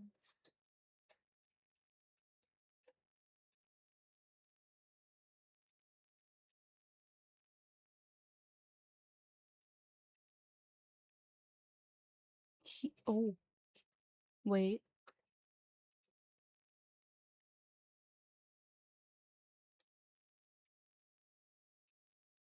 Oh, what the fuck? I shouldn't have stayed up so late this time. I woke up this morning. I. Okay, I know where this is going. And realized it was almost noon. Jumped out of bed and sped all the way to work. I can't believe I was late again. I knew I was screwed this time. Jack found me within 5 minutes of me walking through the door and told me to just go home. I didn't even say anything. I just turned around and walked out, making sure to flip off the security camera at the floor. It was fun. And the next one should be G, by the way. I spent most of the day just watching TV. Chris came home a few hours later. He wasn't too happy about me losing my job, saying I won't be able to pay rent. It didn't matter though. We barely talk anyway. He left, saying he needed to cool down. He thinks I'm falling under the spell of Butcherface, but I'm not. He just gave up too quickly on his investigation of Butcherface. Started to think we shouldn't have burned his media that day at the cabin. We could have learned so much about what he really wants. If he doesn't hurt people, maybe he has a message he's trying to tell us. I'm starting to think I should go. Gee.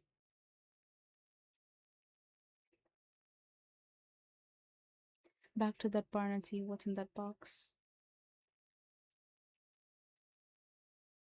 Hunt the bonsai. What is this word? Bonsai. What is that word? Thank you so much for the.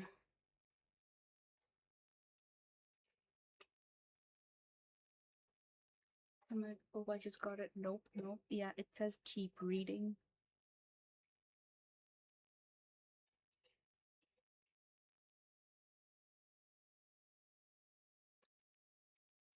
Thank you for the 7th street demon. Bonsai, bonsai, bonsai, bonsai, bonsai, bonsai, bonsai, bonsai, bonsai, bonsai, bonsai. Is he still here? He's still here. What is that word? What does that word mean? What does this word mean? What is this word?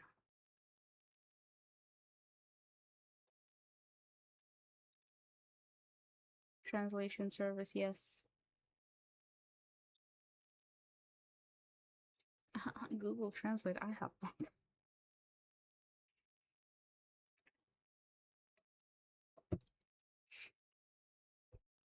It it's basically secret hold. Secret hold, I see. What the fuck is going? Hi, Raymondo. Welcome. Welcome. We are reading a creepy story. Secret holder. No, he wants you to. I know this. All the capitalized letters. I knew. I knew it. I was so smart to note this down. It says keep reading.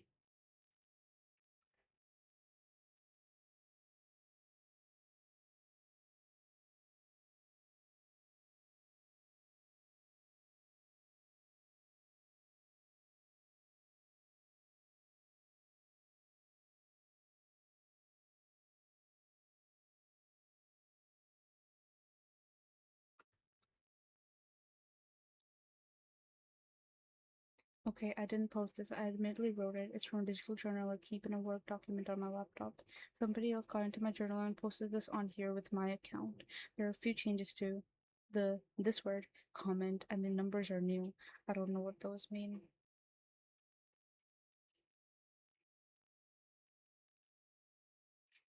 Being exploited as translation service is what's going on.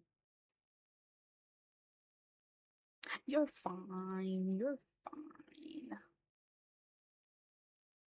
You're fine. You're fine. What can I do to make it up to you? What can I do for payback?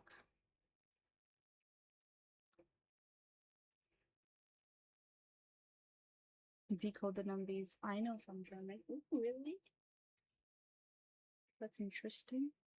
Okay. You know what?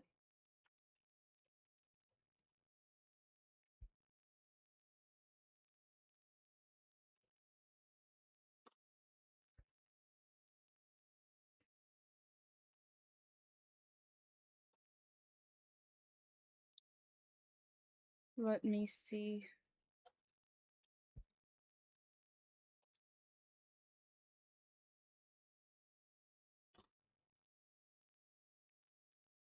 Okay.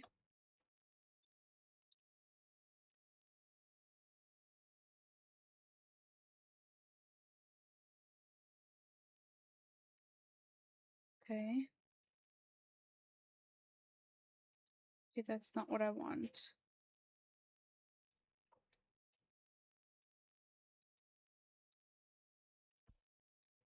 I wonder if this is like. Hold on.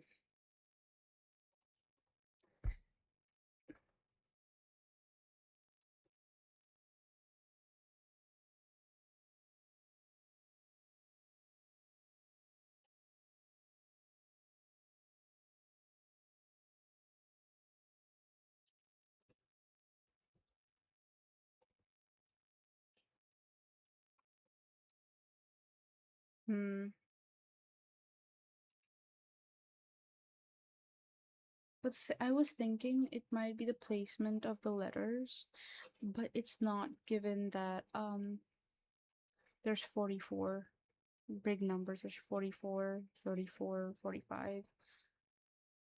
So it must be a different kind of code. I did the number. You did? Send it to me. Send it to me. How did you do it?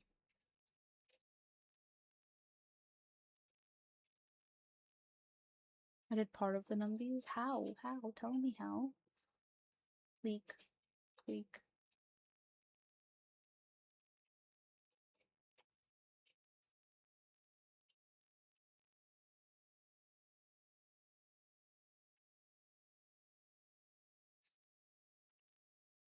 The first sentence makes sense. The rest is gibberish. But how did you send it to me, bro? I'm gonna crash out. I'm gonna crash out. Send it to me. Like, how did you do it? How did you decode it? What was like the format of decoding?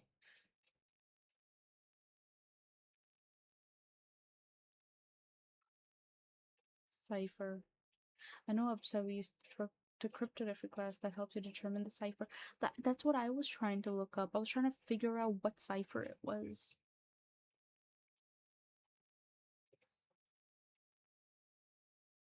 What cipher is it? Dog, where did numbers come in my story? Let me screenshot the output. Yes, thank you. And tell me what cipher it is. I will give you kit if you do. Thanks.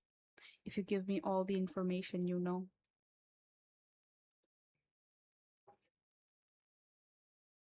Send the screenshot. Alrighty, thank you.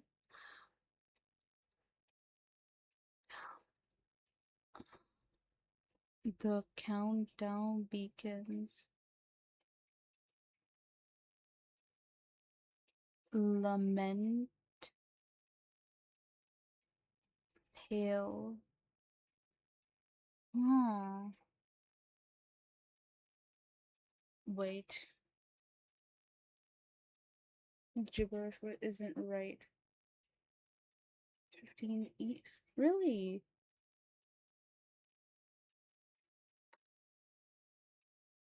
Olivia's cipher. Mm-hmm, mm-hmm.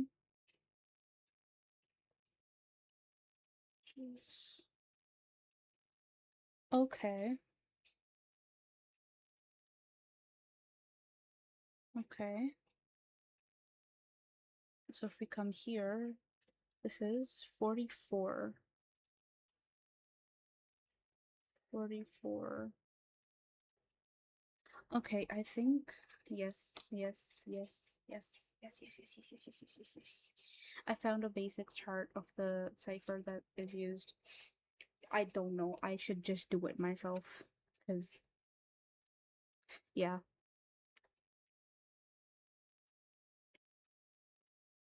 23.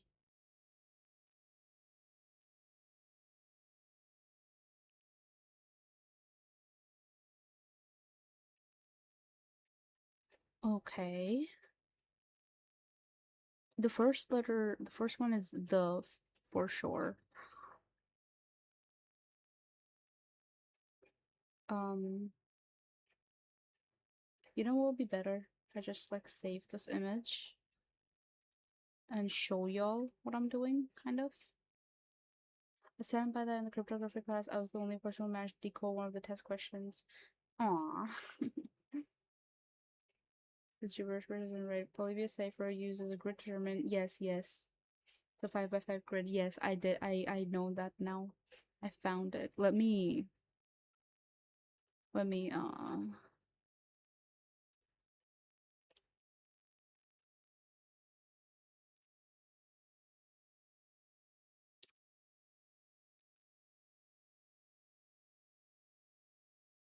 this should make it a bit easier for me. First letter is undeniable, like obviously the. Then comes 13, 34,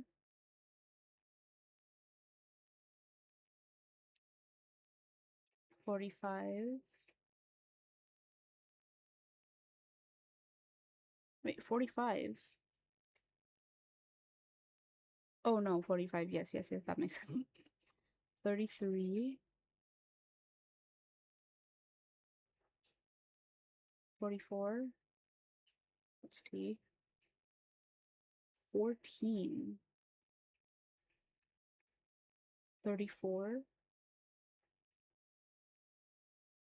O, 52, W. Hi, Drago. Welcome, welcome. 52, 33. Are you winning? Venoms? I'm trying. And I'm assuming the countdown begins is the clue for the rest of the cipher or something. Perhaps. Maybe. You could be right. Count. Feel my brain failing. And 12. 1, 2. Let me do this here. B. 15. E. 22. G. 24. 24. Okay, I. 33. N. 43. S. Begins. That's a full stop. 11. Okay, A. This is where we're starting to have problems. A. 35. 35. Hmm. P.